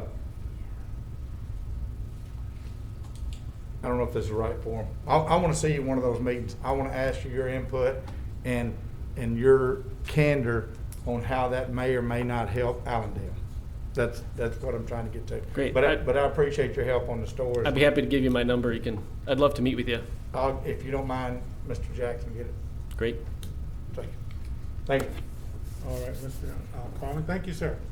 Anyone else care to speak in opposition to this request?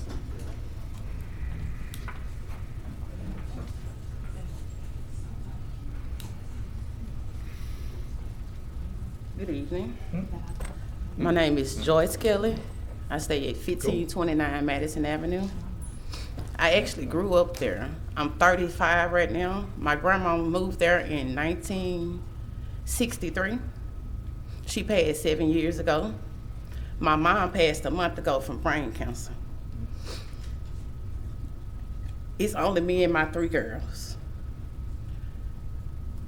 Like 2 months ago, I'm lying, like a month ago, 4 o'clock in the morning, someone tried to break in my house. I'm asleep, so happening my girls hear it. When I do go to the door, with my gun. The first place he runs, straight to the store. Straight to the store. That you go that way, I can't tell the police where you went. So the only thing I could do was just tell them that they ran toward the store. Another question. I understand Miss Tasha, like she said, she probably would be out of a job if they don't sell beer. I was actually out of a job. And I worked for a liquor store. The liquor store closed. I still had to survive, me and my 3 kids. So not saying that I don't care, but I found another way, and alcohol wasn't that way.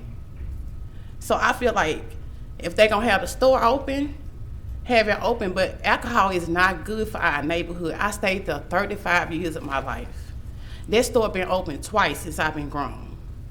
The first time, the same guy owned it. The second time, he done came back owning it again. It's not working out every time because you're trying to sell alcohol. It do good long as alcohol is not involved. Soon as alcohol involved, right now, you can go in that store, 9 times out of 10, there's gonna be some kids just hanging around inside the store. Inside the store. So now that the store been open a little bit longer, it's starting to be grown folks just sitting outside in their cars, smoking weed. You know, they just doing whatever they want to do.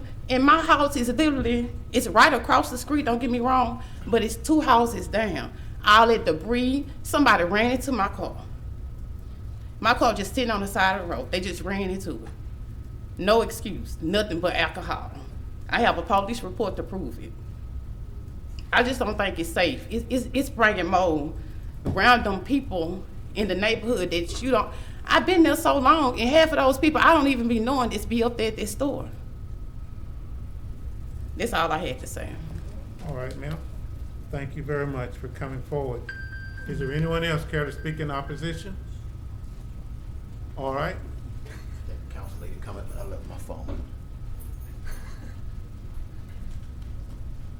Good afternoon. Good afternoon. I am Councilwoman Tabitha Taylor for District A. It is a pleasure to see all of you. This is my first official MPC meeting. So hello, everyone. In my district. Would you give us, our secretary, your address? I will. Tabitha H. Taylor, 5714 Woodridge Drive, Shreveport, Louisiana, 71119. Thank you so much. In District A is saturated with liquor stores. You can find them literally on any corner in the area of my district where it is considered to be the inner city. I don't think that I need to repeat anything else that has been said today. You have heard overwhelmingly from the constituents who live within my district, and I will honestly tell you that it is not a part of our growing plan of what we choose to see. And coming into this seat in May, there are a number of things and a number of initiatives that are taking place and that will take place under my leadership and guidance and working with my community. We want to clean it up, we want to revitalize it, and that is why we look forward to the businesses that look to grow here, and liquor is not one of them. So I'm going to ask you today to uphold that recommendation and to deny this. That's all I have to say. Thank you. Council lady, thank you for coming. Any other comments, questions? Is there anyone else who care to speak in opposition? Anyone else care to speak in opposition? Hearing none. Sir, Mr. Kinsey, you have an opportunity to come back and say anything you care to in rebuttal before we go to vote.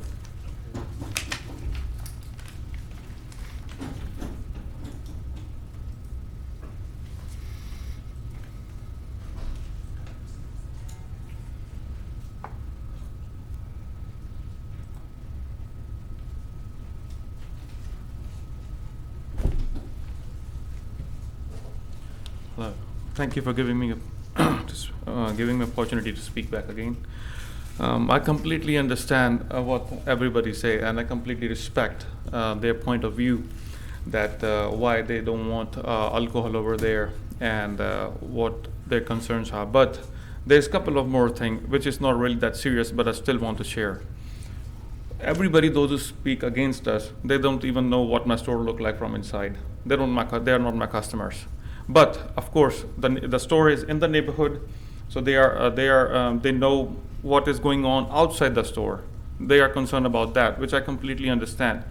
Now, I have the petition signed up from the customers, those who are my regular customers, those who come to my store almost every day. And I got it signed, and I bought with me. And almost there, I think there are more than 250 plus. I haven't counted, but I'm pretty sure there are more than that. So, I mean, alcohol can bring crime, but it's not like that. It's deadly. I'm not saying that you will go for it, but I'm just asking for beer. I mean, again, I say it's not about my life either. I'm not looking for a much profit. I'm a truck driver right now. The only reason I'm a truck driver back again, because I'm trying to keep the store on. I'm using my entire income to put on the stores to stay on, because I almost spent it. If you can look my account, I don't know how to show you guys, but if you can look my account, I spent it almost more than $100,000 to get the property and to put this stuff in there. And it's not a small amount. It's my entire life money, what I put in there. And like losing that thing and having nothing, I mean, it's gonna hurt me really bad. But at the same time, I care about other people's lives, everything. But again, I can say that I can request to those guys, those who have a problem, that give me one opportunity. Don't look at the past, what happened. Beer not gonna hurt. I never heard on the news that, hey, somebody's smuggling the beer, or somebody died because of the beer, and something happened because of the beer. And I mean, beer is just like simple thing, or a part of enjoyment. And I'm just trying to attract the customer. And one more thing, as they say that there are other stores nearby. One thing I want to show you guys in the map, that this is my store right there, and this is the entire property, which like you know, those who come to my store, I mean neighborhood, those who come to my store, and this is a railway bridge, and these are the two stores here nearby, and it's a completely different neighborhood. People go across, walk, and go to the different neighborhood. And if, I mean, their concern is they don't want like a beer or alcohol in their neighborhood. I understand, but like my store is quite far away from every building. Like for example, they say like a funeral home is there, but it's quite far away. And matter of fact, there is a store which is right in front of it. They are okay with this, guys, but they have a problem with my store, which is like quite far away. And at nearby my store, all the four sides, nobody live. I mean, in the front, yes, definitely they guys live, but not on the back side, neither on the left, neither right, is all empty. And if they have any kind of a problem, or I can support them, like I can work on it. For example, they say they have a problem with trash, I can work on the trash. Few people have a problem which happened 13 years ago, I can't fix that. But if they want any kind of a support from me as a part of a community, I can't do it, because I don't have anything to support. I didn't earn anything from this community. Time. Okay. All right. So we'll invite you to bring that to closure. Thank you so much for coming. This gentleman right here, I'll be glad to take those. At this particular time, are there any comments or questions from board members? All right. Hearing none, board members will entertain a motion. What's your pleasure? Motion to deny. We have a Motion to motion deny. from Ms. Newbert and a second from Mr. Joseph to deny. All those in favor, please vote yes.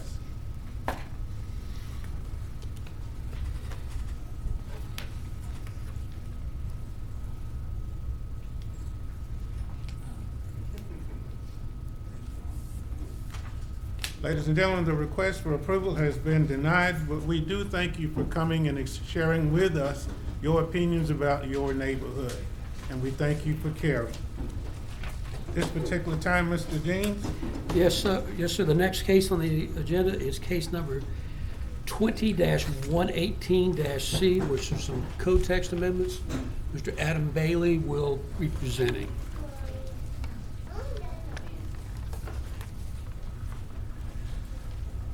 Thank you, Mr. Chair. MPC Board staff is proposing 3 code text amendments to the Shreveport UDC at this time. The first code text amendment is to add the title of Special Purpose District called RMUV, the Residential Mixed Use Village Zoning District. to Article 3. That district already exists in Article 4. Unfortunately, when we added that zoning district in December of 2019, we failed to add the title to Article 3, so this was oversight and is being introduced to fix an error. Amendment 2 is to amend the use matrix in Table 5-1 for the following uses. Vehicle dealership enclosed as a use that will be permitted in the I-1 district in addition to any district that it's already allowed in the use matrix. Vehicle dealership, the use vehicle dealership with outdoor display and storage will be a permitted use in the C3, IMU, I1, and I2 districts in addition to what is already allowed. By that addition, a special use permit will not be required for the C3 as it would be a permitted use. The vehicle dealership major will be a permitted use in the C4 zoning district. When it comes to Amendment 3, we'd be amending Article 15, General Requirements. This was also oversight since December of 2019 under the direction of Mr. Clark. Notifications have been mailed to all potential property owners that would be affected 500 feet. In the UDC it says 300 feet. This is just correcting that error. Those are the only 3 code text amendments that are before you at this time. And I guess Mr. Jean will answer any questions of following the protocol. Mr. Jean, any questions relative to this presentation? Well, we'll say that, staff had spent a lot of time talking about as we deal with dealerships. So we think this makes this a lot more fair for a lot of people who want to try to find places to put dealerships. And we did quite a bit of study of other cities and what they do, and this is very similar to what other cities that are comparable to us in this region. All right. Well, I'll tell you what, Mr. Bailey, we know you've been doing a lot of work on this, and we really appreciate what you and your staff are doing to keep us moving forward with correcting whatever we're sharing with today. Are there any questions for Mr. Bailey or Mr. Jean before we address this particular request? When we're talking about these amendments, Mr. Chair, I apologize for having to run out and run right back. But it needs to be said that for some reason, vehicle sales and vehicle repair are like love and marriage, and they go together. And we're finding out more and more that there is a need and a demand for the ability to sell vehicles from vehicle repair, major and minor outlets. And this has been a situation where there has been a strong push from that industry in reference to being able, because they've been being prohibited. And in order to sell vehicles, to apply for a license, they have to get zoning verifications from our office. And if these uses are prohibited, they can't even get that verification, and therefore, even if they're just doing wholesale purchase of vehicles for company purposes, they have been unable to get those license and approval from the state. So this has been something that's gone on over a 4 or 5 month period. My ears have burned. I have been called a whole lot of wonderful things because persons that are not allowed to do what they really need to do in order to make the sales that they're trying to do, they're not always very kind. But I just wanted to share with you that I think that this is a good opportunity, and this shows the business world, especially that sector of the business world, that we do listen, and we have heard their needs, and we're coming forward to you to ask you to support these amendments for approval and adoption. All right, sir. Thank you very much. Any questions from board members relative to these that have been presented? Hearing none, we'll entertain a motion. Make a motion to approve the amendments. Second. Motion by Mr. Elberson, second by Mr. Joseph. All those in favor, please vote yes. Any opposition? No.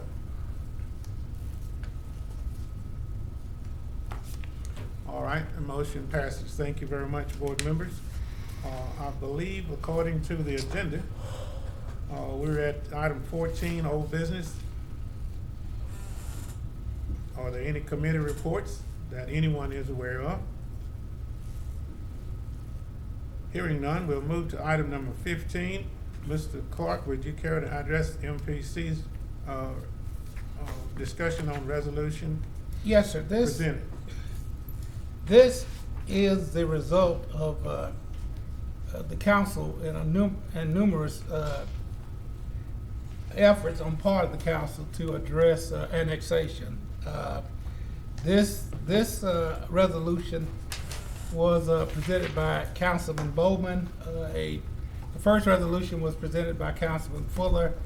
Councilman Fuller's resolution was to ask the MPC to suspend the acceptance of annexation applications for 12 months. That did not pass the council. The council was not in support of that.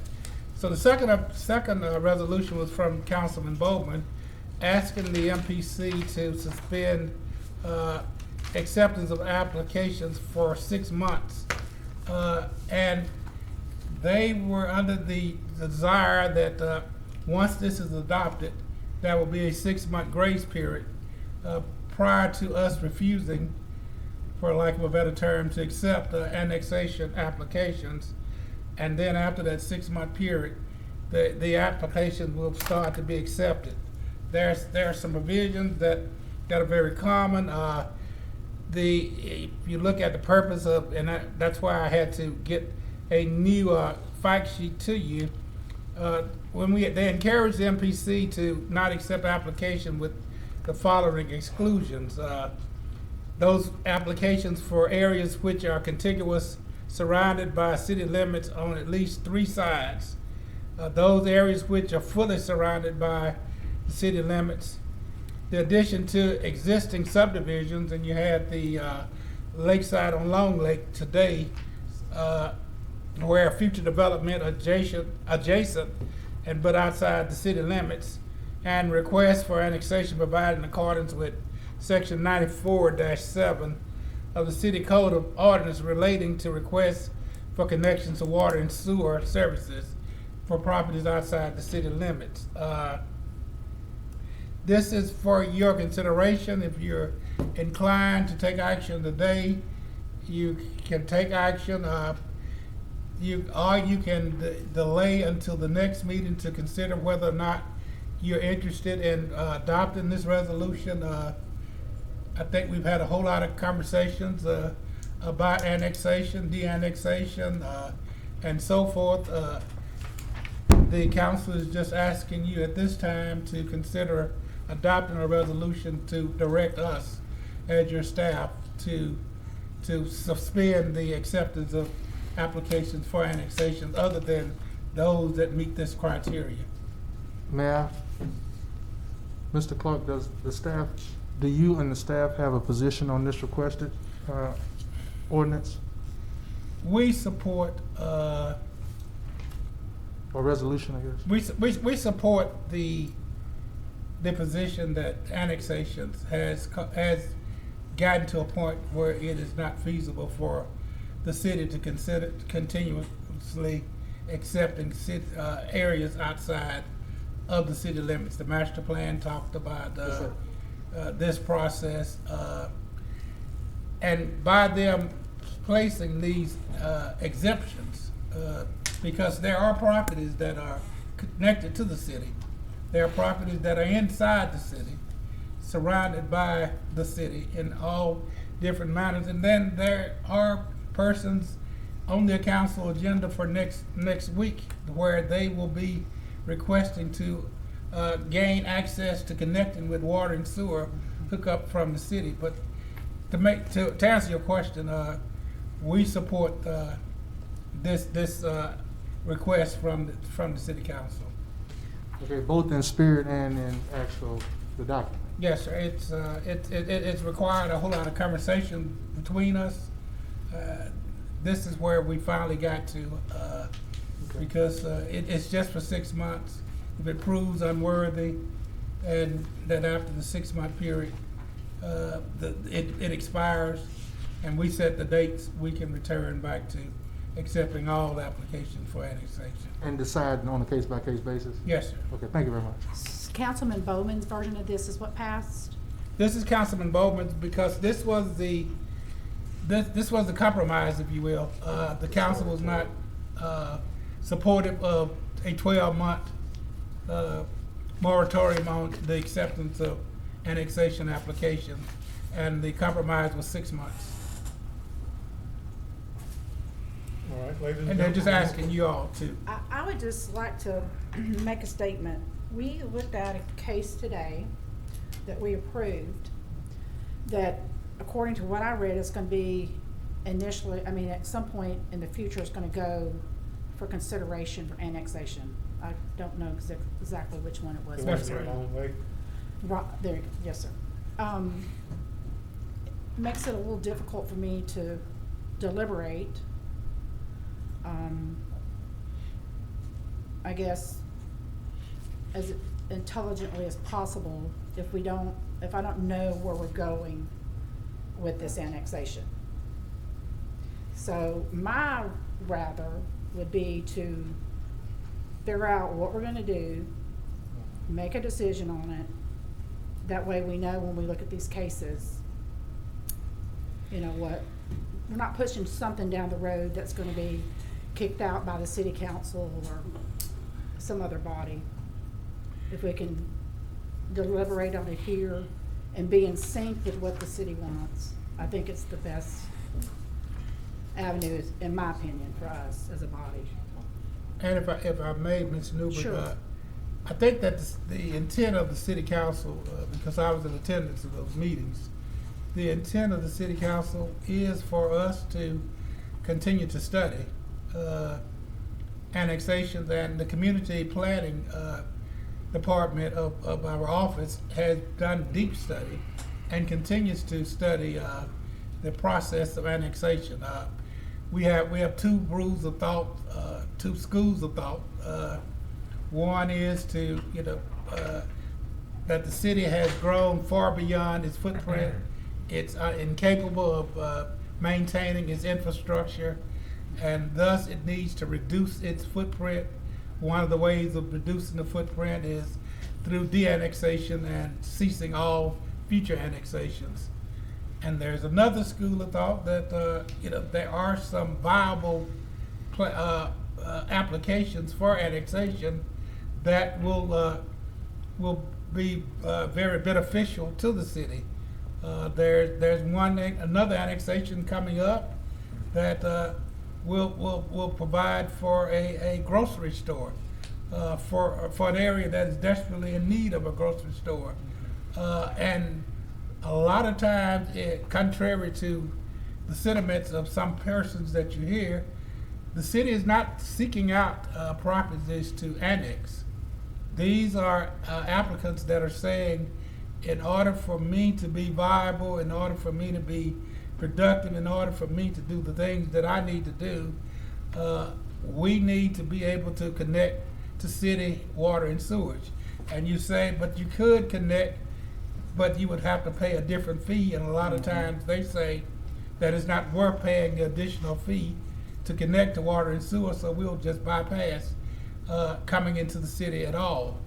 So those are all the things that we'll be looking at and studying. And what they wanted to happen was during that period, that would be a shutdown of all future possibilities of annexation.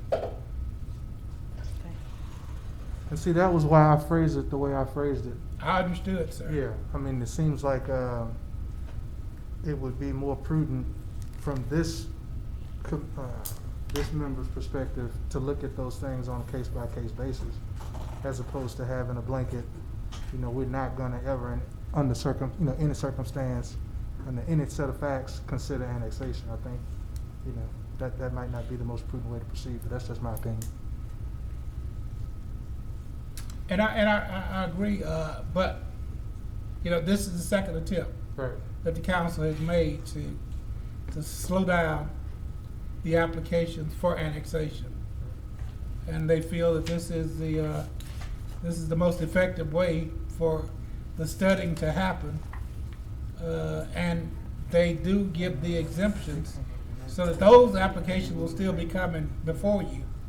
It's just, you know, annexations, applications that don't fall into these criteria. So the ones that don't meet that criteria will not come before us? If they meet this criteria, they will come before Okay. you. If they don't, they won't. Okay. If you enact this resolution. Any more questions? All right, Mr. Carl. I just have one, Mr. Clark. I understand the comment that Laura and you talked about. If it doesn't meet the criteria, it's not coming, right? My question is, are we getting a rash of these coming in wanting to annex? Because I've been here since '06, and if I remember correctly, we only have 2 or 3 a year that come for annex. I mean, why do we need to filter this down? Because if we put that filter in, we might have a goose egg next year. I'm just saying that I don't even know if we need this filter if we're not being, you know, 10 or 12 of them a month. I just, you know, I don't see the need to constrain ourselves if we want to make a case-by-case decision, but that's just me. No, I think that's what Commissioner Joseph is saying also. And you're not getting a rash of annexation applications. Since I've been here. They're not coming in every month. They're not coming in every day. You know, a city where very little growth is taking place anyway. Right. You don't have a whole lot of people, and you know that from SWEPCO and services and so forth. You don't have a whole lot of people that are dying to be annexed into the city limits. I just think we might be sending the wrong signals to developer and people that got money that want to come. You know, they put this big hurdle up, and if you don't get over there, you know, we don't want you. So I just don't know. It doesn't. It's just my opinion. I mean, y'all vote how y'all want me to, you know, go along with this. I want us to be all in agreement, and I want to be in agreement with the city council. But I just don't know if I see the need to stagnate what we've got coming. I wish you would, you know, and my wish means absolutely nothing, but I wish you would take a month to consider whether or not you really want to do this. We sort of threw it on you today, and we almost forgot it, but we sort of threw it on you today, and then I give you ample time to consider, to look at, do some research on your own to see if this is really something you want to recommend, that you really want to adopt. Because you will adopt this, and you will cease the acceptance of annexations for a 6-month period. Unless they're in this criteria, correct? Right. Which is fair. I think that's fair. Right. Which is fair, but I would suggest to you, and if you would just take a month to consider this, come back in November and make a decision, and then we'll do this, you know, make the announcement back to the city council. That said, Mr. Chair, I'd like to make a motion to defer. We have a motion on the floor to defer and continue. I'll second. We have a motion by Mr. Joseph, second by Mr. Corbin. Call for the vote. I hit the wrong button here. Just go back and hit the right one. It'll change it.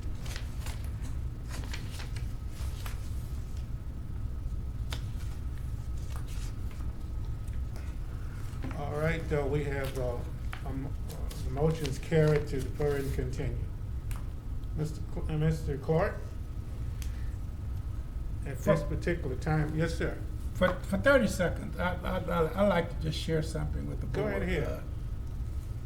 The application that came in today for the down zoning, for the restoration zoning, is an example of some of the most difficult cases that we have to review. You look at half of the citizenry, and, you know, I looked at all of these addresses, half of the citizenry is asking you and begging you to support their desire, and half are saying, this is the worst thing that could ever happen, and we don't want, you know, it to happen in our neighborhood. And they always stress their neighborhood, which they're absolutely right. It ain't my neighborhood, it's their neighborhood. And they live there, and they have to wake up and go to sleep there every day and every night, not me. But, you know, I realize today that we have a whole lot of work to do in our community planning efforts. And with the city of Shreveport, it cannot just be the MPC. It has to be a collective effort on the part of community planning and community development and other departments within the city. But that is a very depressed area. I mean, it is extremely depressed. If you drive down Laurel Street in Portland and Lakeshore, it is an extremely depressed area, that there's nothing. Very little to no services for those citizens. And those that have no transportation, they are doomed, and with no possible bright outlook ahead. So but I share with you that we're committed to reach out to community development, because this was a classic example of there needs to be development within these neighborhoods, and there needs to be services within these neighborhoods, and there need to be fresh food available in these neighborhoods. And I know Stephen is going to fall out of the chair when I say this, and that fresh fruit does not necessarily have to be community gardens, where the people have to go out and plant and work and slave in order to get fresh food, where the rest of us are able to walk up in the Brookshires and Kroger and Whole Food and get fresh food. But it just shows that there's a whole lot that we have to do, and I don't think we're afraid to take on the challenge to get it done. I just wanted to share that with you all, that these are always hard for me. And to that point, Mr. Clark, I mean, given the fact that we're now all bound by these plexiglass enclosures and everything as a consequence of COVID, I don't think anybody can look at the data and come to any other conclusion that it's affecting those neighborhoods the worst because of those outcomes. And the extent to which they can't get good food has a direct correlation on poor immune systems and diabetes and all the rest of the things. So I agree with you in that regard. And Mr. Clark, specifically, you're talking about Allendale, right? I'm talking about parts of Allendale, yes, sir.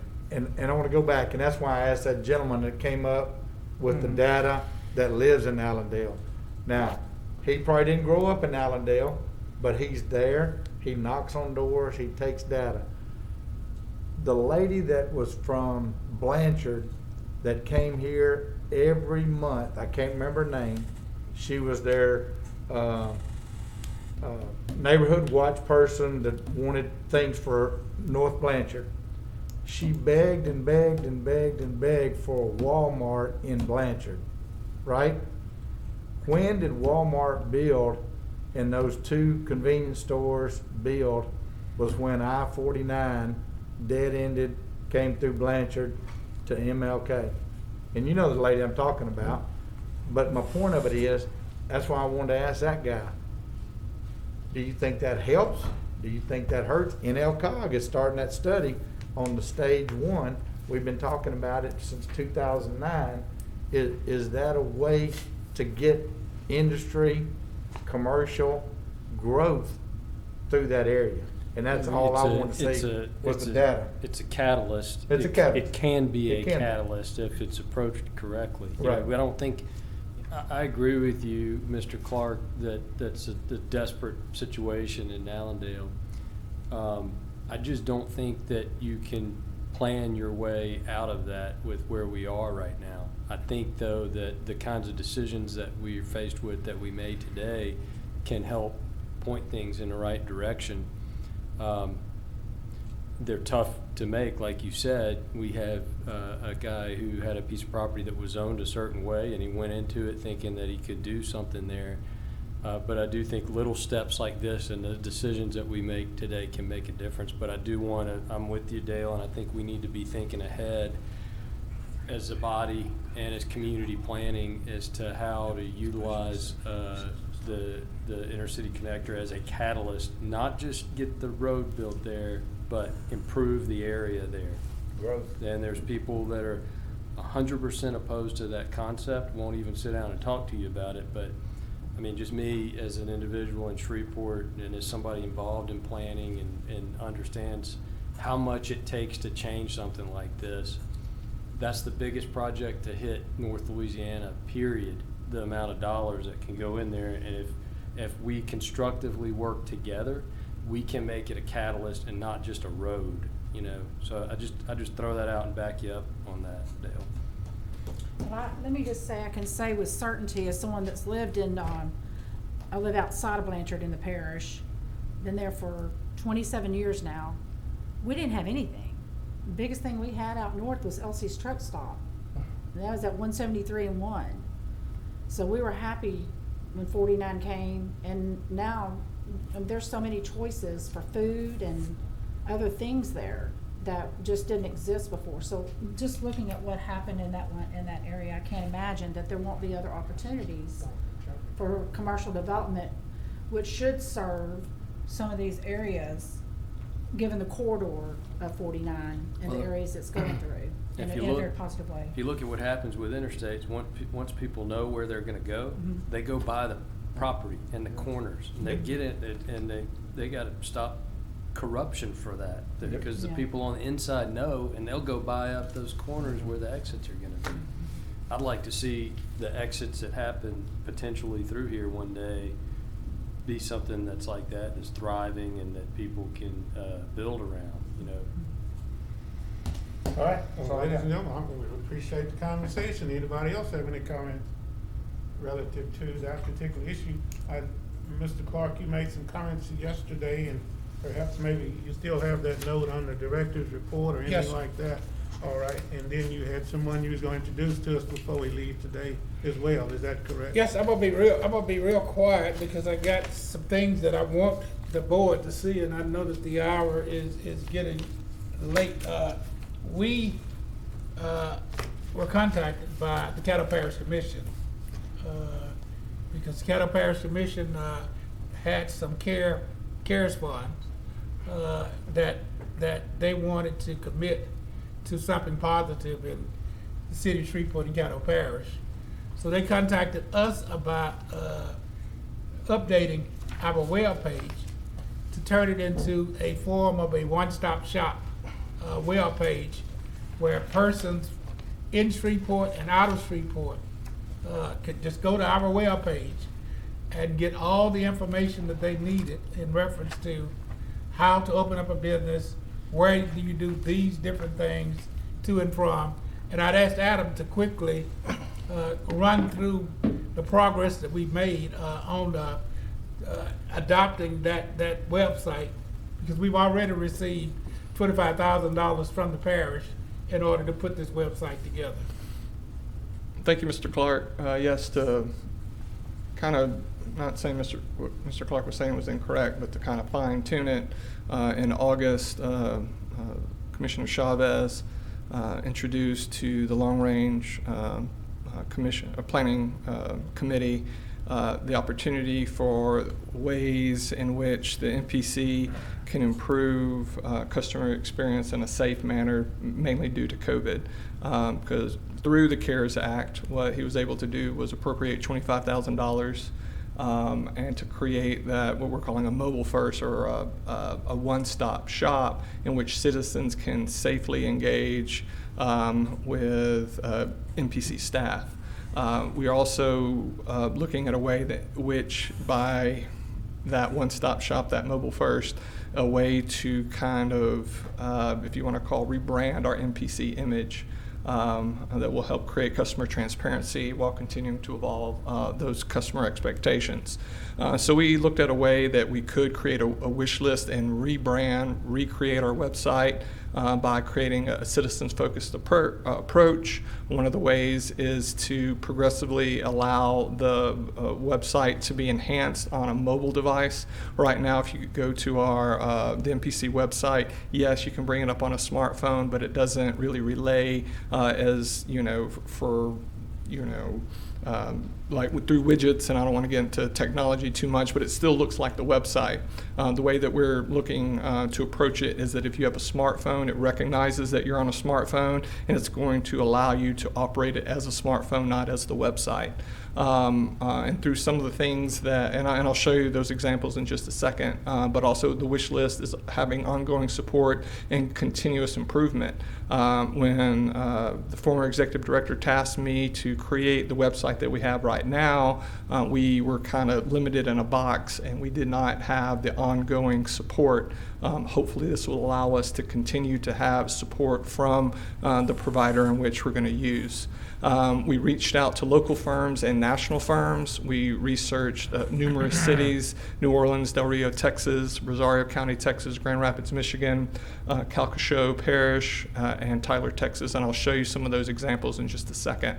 I told you about the mobile first way of doing things. Calcasieu Parish does it, Del Rio, Texas does it, and like I said, when you bring it up on your mobile device, it will, give you the choices that you want. If you want to know where the forms are, if you want to know where the services are, there'll be buttons for that, so you don't have to blow up your screen and try to hit the right button.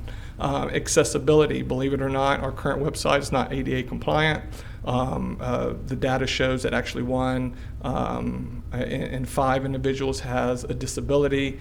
Some of the disabilities that which we would approach with this are if people are blind, or more importantly, colorblind, that you need to use the right type of colors in which the new website would allow us to do that. Probably the most important thing is the service finder, or what Mr. Clark referred to as the one-stop shop. Mobile first, what it'll allow you to do is just right there on the screen, if you want to find where an application is, you type it in, boom, it'll tell you where that application is. There's not going to be a whole lot of searching to find what you're wanting to do. Once you find that application and click on it, it will give you choices of how you can go through the application process, whether it be online, whether it be by submitting a paper form. If you need to call someone, it'll tell you what phone number you need to call. If you want to come in and talk with someone in person, and that still might be the best approach, it'll tell you specifically for each individual application what you need to do, who you need to talk to, and the step-by-step process. We're going to create a GIS feature. Currently we do have GIS capabilities right now. But one of the main things with this Geo Finder is if you type in an address, whether it be your own personal address or maybe it's a broker or a potential business who wants to come to Shreveport and you're wanting to go somewhere, you enter in that address. It'll tell you all kinds of immediate information about that property. It'll tell you who the city council person is, who the parish commissioner is. It'll tell you if it's in an HPC historic district. It'll tell you what the zoning is. Anything that's GIS related, we can attach it to that GeoFinder to help with potential applicants and businesses. And also it's a way to kind of create a wow page factor. You can put video in it. We might not necessarily do that based on some comments we had from Commissioner Chavez, but what we can do is it'll allow us to create what the companies send an emergency page. So if we need to immediately put stuff that has to do with COVID or has to do with some other, whether it be a natural disaster or the like, we can still have all our services of our web page up there, but we can kind of recreate that emergency headliner for whatever's happening at that moment. So we narrowed down the vendors to Granicus. They're a national vendor founded in 1999. They are in 40 of the most 50 populous U.S. cities. They have over 4,000 plus government clients, so they actually know what they're doing. They've won numerous awards for their websites. Just quick, this is their timeline that they sent me today, but I'll just kind of run it down right now. In October, we're going to do kicking off the project through all kind of analytics and getting them information. It'll take about 4 months, 5 months, and then we can do a soft launch hopefully in February of 2021, and then the actual launch of the website hopefully will be by April 2021. Any questions? You can direct those to Mr. Jean. Oh, no, that was before, sorry. Mr. Clark, any additional comments relative to that? Yes, sir. Like I said, we're moving fast. In the future, we'll try to do these on the briefing meetings, but we've also made some serious adjustments with dealing with zoning violations. Before I go into that, I needed to introduce to you all the new legal representative that we have from the city attorney's office. Her name is Christina Douglas. She's shocked that I remembered her name, but we're glad to have Christina with us. She will be attending all of our meetings, and she will be giving us legal advice on behalf of the city attorney's office. But in order to go a little further with that, Reginald Jordan, the zoning administrator, has been working with the city courts and the city prosecutor's office. We were not getting very good service, and unfortunately, and I say unfortunately, we try everything we can to get our citizens to comply with the ordinances.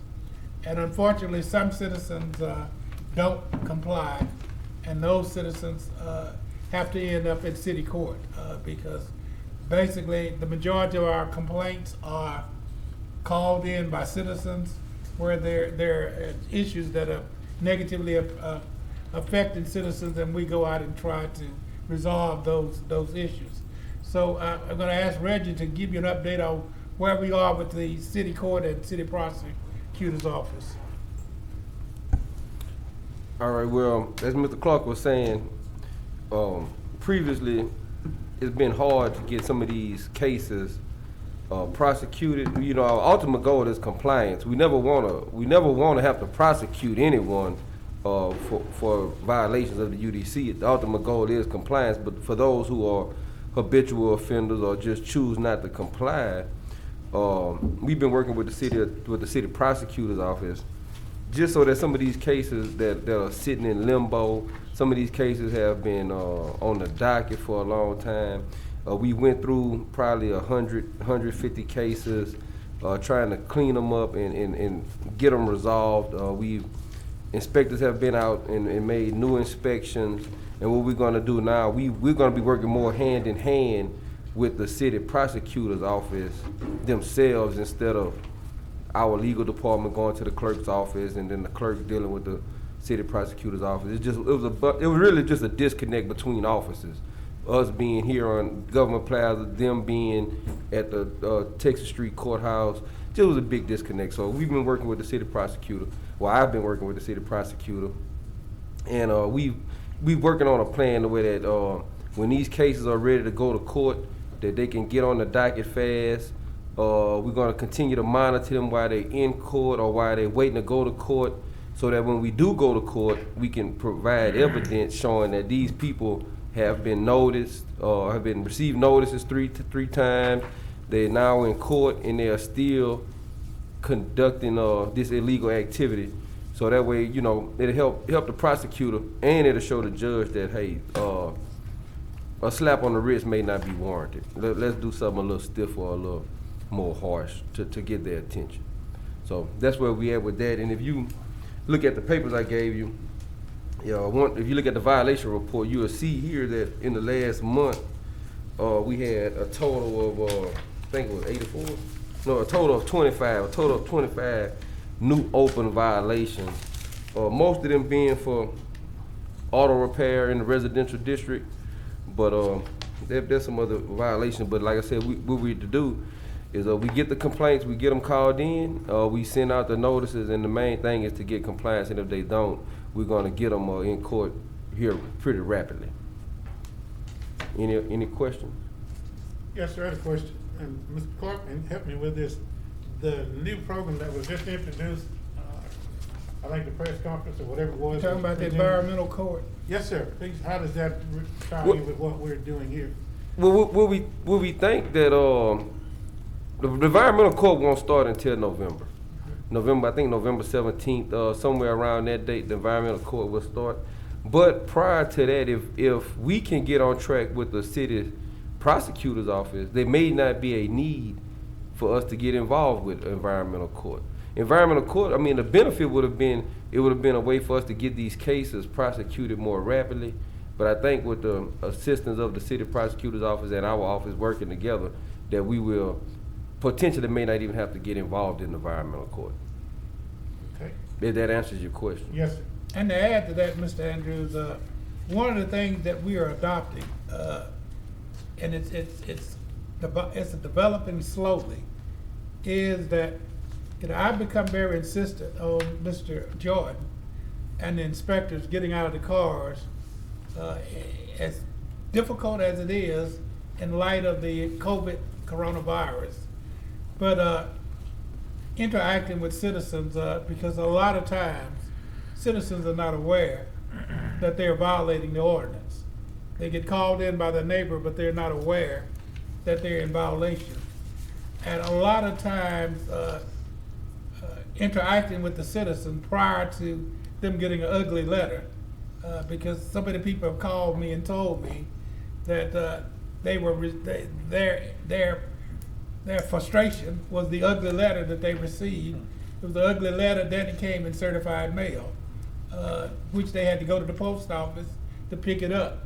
So we've tried to interact much more with the citizens to at least let them know, as Reginald was talking about, it's not so hard to social distance when somebody's in their driveway on board a lane doing auto repair. You can just get out of the car, you can go up to him and share with him what the complaint is. And like I was saying, when it gets to the point where he tells you where to go, that's the time when you have limited alternatives other than going to city court. But we're not wanting to go to city court. We're not wanting to fine people. We're just trying to get people to comply with the ordinances that protect their neighbor from them. So I'm really excited about some of the things that they're doing. And I think you have a report, Reginald, concerning, I noticed that we had quite a few new commercial businesses that opened up as opposed to 90% of the businesses were residential. Yeah, correct. If y'all look at your papers, the one sheet is, unfortunately, for the past month from September 1st until now, we only had one new business open in the parish. But if you would look at the city report, the bigger report, we had a total of 84 new businesses that have opened in the city over this past month. And that's pretty good, being that the coronavirus 19 is still prevalent in our city. But we do have businesses that are still coming and wanting to open and try to survive and thrive in this city. I thought that was quite exciting. That just sort of ties in with a one-stop shop, a interactive web page where they can just go online and get all the information from one place, as opposed to going to 6 or 7 different web pages to get that information. I think will help things out tremendously. 2 weeks ago, I participated in Planners on the Hill. This is where planners from the different states go to Washington, D.C. and meet with the delegations, the 2 senators and a representative from that particular state. Unfortunately, I didn't get a chance to go to Washington. We did it virtually. But we did get a chance, Mr. Colvin. One of the things that I shared with Senator Cassidy's office, Senator Kennedy's office, and Representative Johnson's office is there's no information whatsoever in reference to future progress or future goals of I-49. So, you're not telling anybody anything. I go to the MPC board meeting. I'm asked about I-49. I go to NLCOG meetings. That process is just incredible. This project has been on the books since 2009, and we're just projecting that it might be finalized after these conversations in 2022. But I share it with them on behalf of your concerns that we're tired of just being left down here, not receiving any information, not having any knowledge of anything that was going on. And like you notice, once I went through that tirade, we got information concerning I-49. And I will continue I have contacts in both of those senators' offices and Representative Johnson's office, and I will continue to reach out to them to ensure that you're kept informed as to what progress is being made in reference to I-49. You got a paper that was written by Bill Weiner. I mean, I think it's a great paper. I'd suggest that you, in your leisure, read about it. Global warming it's something that's real prevalent. It's happening. Bill actually believes, and he asked me to let him come down, but I knew that you had enough on your agenda today that you may not be real receptive to hearing about global warming. But Bill truly believes that because of coastal erosion, that at some point we won't have to annex. The people from South Louisiana will be moving to North Louisiana. And that's a strong belief that Bill has, that it very well may be true. I mean, we've had more hurricanes, more tropical storms, and then such in a long time. And as those hurricanes and tropical storms hit the coastal areas, they're washing away more and more land. So at some point, Bill will come and share with you the information about global warming and coastal erosion. And I think, Mr. Chairman, I wanted to share with you that lastly, for 25 years, I sit at the horseshoe over at the City Hall on Texas Avenue and this one, and I just listen and never got a chance to participate in the process of these hearings. If you've noticed, I am ensuring that every staff member interacts with you and interacts with the applicants and interact with the process of these hearings. I hope that you are receiving this well. I think that it gives them an opportunity to show you some of the things that they're working on, gives you an opportunity to see some of the expertise that they possess. And I just want to continue that process if it's okay with this board, because it gives them an opportunity, and you, the opportunity that you said you wanted to learn your staff, work with your staff, and understand your staff. And those are my comments in the director's report, Mr. Chair. Well, Mr. Clark, thank you for those comments. I think that as I look around, I know I speak for Mr. Carvin particularly, because the two of us sitting here probably have watched this process for quite some time, and never before have we had an opportunity to have staff members come before us, present the cases, talk about what they do and what they've experienced in dealing with the cases when they walk in the office upstairs, and we really appreciate that, and thank you for allowing us the opportunity to get to know them and them get to know more about us and how this whole process works. And from where I sit, I want you to know we appreciate it. Mr. Chairman, I got a question, kind of a follow-up on that. I do appreciate all that as well. One of the other changes we talked about was the neighborhood participation plans, and I'm just curious, like the liquor store guy today, I don't think they could have gotten anywhere with the way everything was so divided, but I was wondering in the back of my mind as that was going on, was that ever encouraged in the process? Is it ever, when will it become a requirement, and those kinds of things? You know, we were glad that what happened today, because even though there may not have been a resolution between those two sides, they could have had those conversations, and they would not have been restricted to 10 minutes and 3 minutes.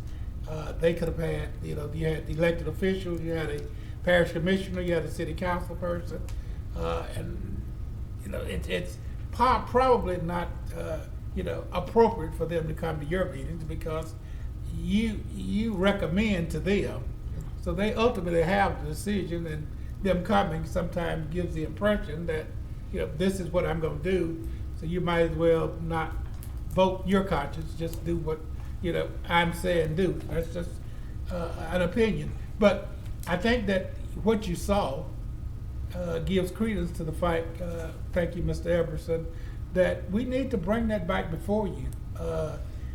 If these are required and they have to have these meetings, it requires them to work out these issues before they get to your meetings. So whereas you spent 30 minutes to 45 minutes dealing with a liquor store that's not gonna happen, they would have had to report to you the results of those meetings. So I would love to bring that back before you to consider at the next meeting whether or not you want to recommend to the council. You see, they come to your meetings to tell you not to do, to recommend to the council to make this a requirement as opposed to a suggestion. Well, all right. We will bring it back before you at the November meeting. One of the things I'd like to piggyback on what you said, Mr. Clark, to Mr. Everson and Ms. Laura and Mr. Roca. Dale and I and some other board members have had the privilege of sitting in ethics training meetings on the state level and on the national level. And one of the things that they share with us is that it is not necessarily illegal, but it's not appropriate for a councilman or a parish commissioner to come and express their concern about an issue or their vote about an issue because they get 2 bites at the apple. And while it's happened occasionally here, it's not a prevalent thing that's here. We did have a commission that just walked in every meeting and had a group of folks following him, but we're getting better. But just so that you'll know, that's really not the way it's supposed to be, but we're working in that direction. Mr. Chairman, one last thing. Yes. Since Leah and Nancy are on here, we're gonna vote to move these meetings back to 1 o'clock. Do I have a motion on the floor? Well, I tell you what, let me take care of this little piece of business I have. If they miss one more, we're moving it to 1 o'clock, that's all I'm saying. Windsor, I have something. Yes, ma'am, please, get right ahead. On the lines of the global warming conversation, I'd just like for everybody here to remember that we have another inbound storm coming into South Louisiana. So, you know, just make sure you put everybody your prayers and your thoughts in that. I'm not real sure how that thing's gonna turn out. I did have property that was hit the first time. So we're praying that we haven't even done anything to, you know, rectify that other than just kind of button it up. So we're just holding our breaths, hoping and praying that we don't get ravished again down there. So we have a lot of South Louisiana people that need our prayers and thoughts. Any other comments? Last comment, and I promise not to say another word. No, go ahead. You never see her, but, and I wish she would come out. Emily Trent is back in the control room. And she's the person that makes sure that all of these things happen up here that I'm dealing with, and Stephen is dealing with, and Adam is dealing with, and Marquia and Reginald and Ben. And you never see her, so you know, it's important to realize that somebody has to make all of this stuff happen. And she does an extremely great job, and she reaches out to you, makes sure that you have everything that you'll need for these meetings. And that means that I don't have to deal with Mr. Joseph. She will go through the process of dealing with him. And I registered for the I just wanted to make sure that I did not ignore her because she does an incredible job. Well, I appreciate that, Mr. Clark, and the opportunity that I've had to serve as chairman of the board. There's very few times I've made any kind of trip upstairs for any reason. Anything that I really needed, she can handle it either on the phone or via the computer, and business just rolled on, and I really appreciate that.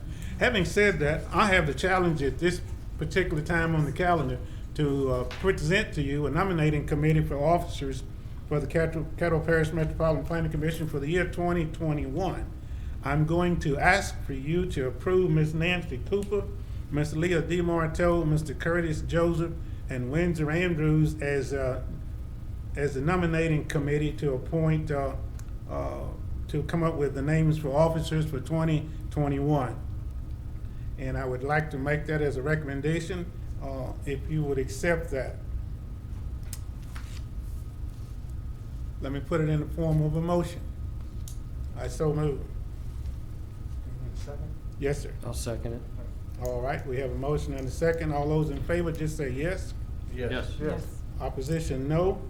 And also, as a part of that paperwork that we get that information from, if any board member has a desire to be considered as a officer for this particular organization, before we leave today, give your name to Mr. Curtis Joseph. He's be serving on that committee, and we promise to try to get that taken care of prior to December 31st. Do we have One any- more thing, Mr. Chairman, before you leave. Yes, sir. Lastly, and since once you start acknowledging staff members, Yes. you have to make sure that you don't miss a staff member, and that's why it's always advisable not to even start. But Markia Daniel is sitting over there quietly.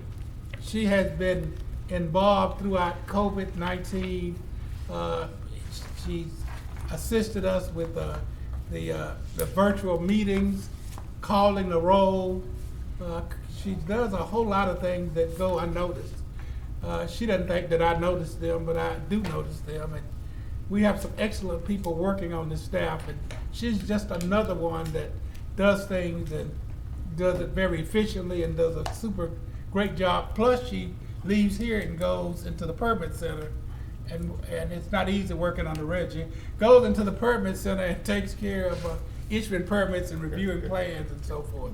So I just wanted to share that with you. And she's always happy. She is. She has a beautiful smile, unlike myself. I'll entertain a motion. So move. This meeting is adjourned. Chris, you want to be an officer?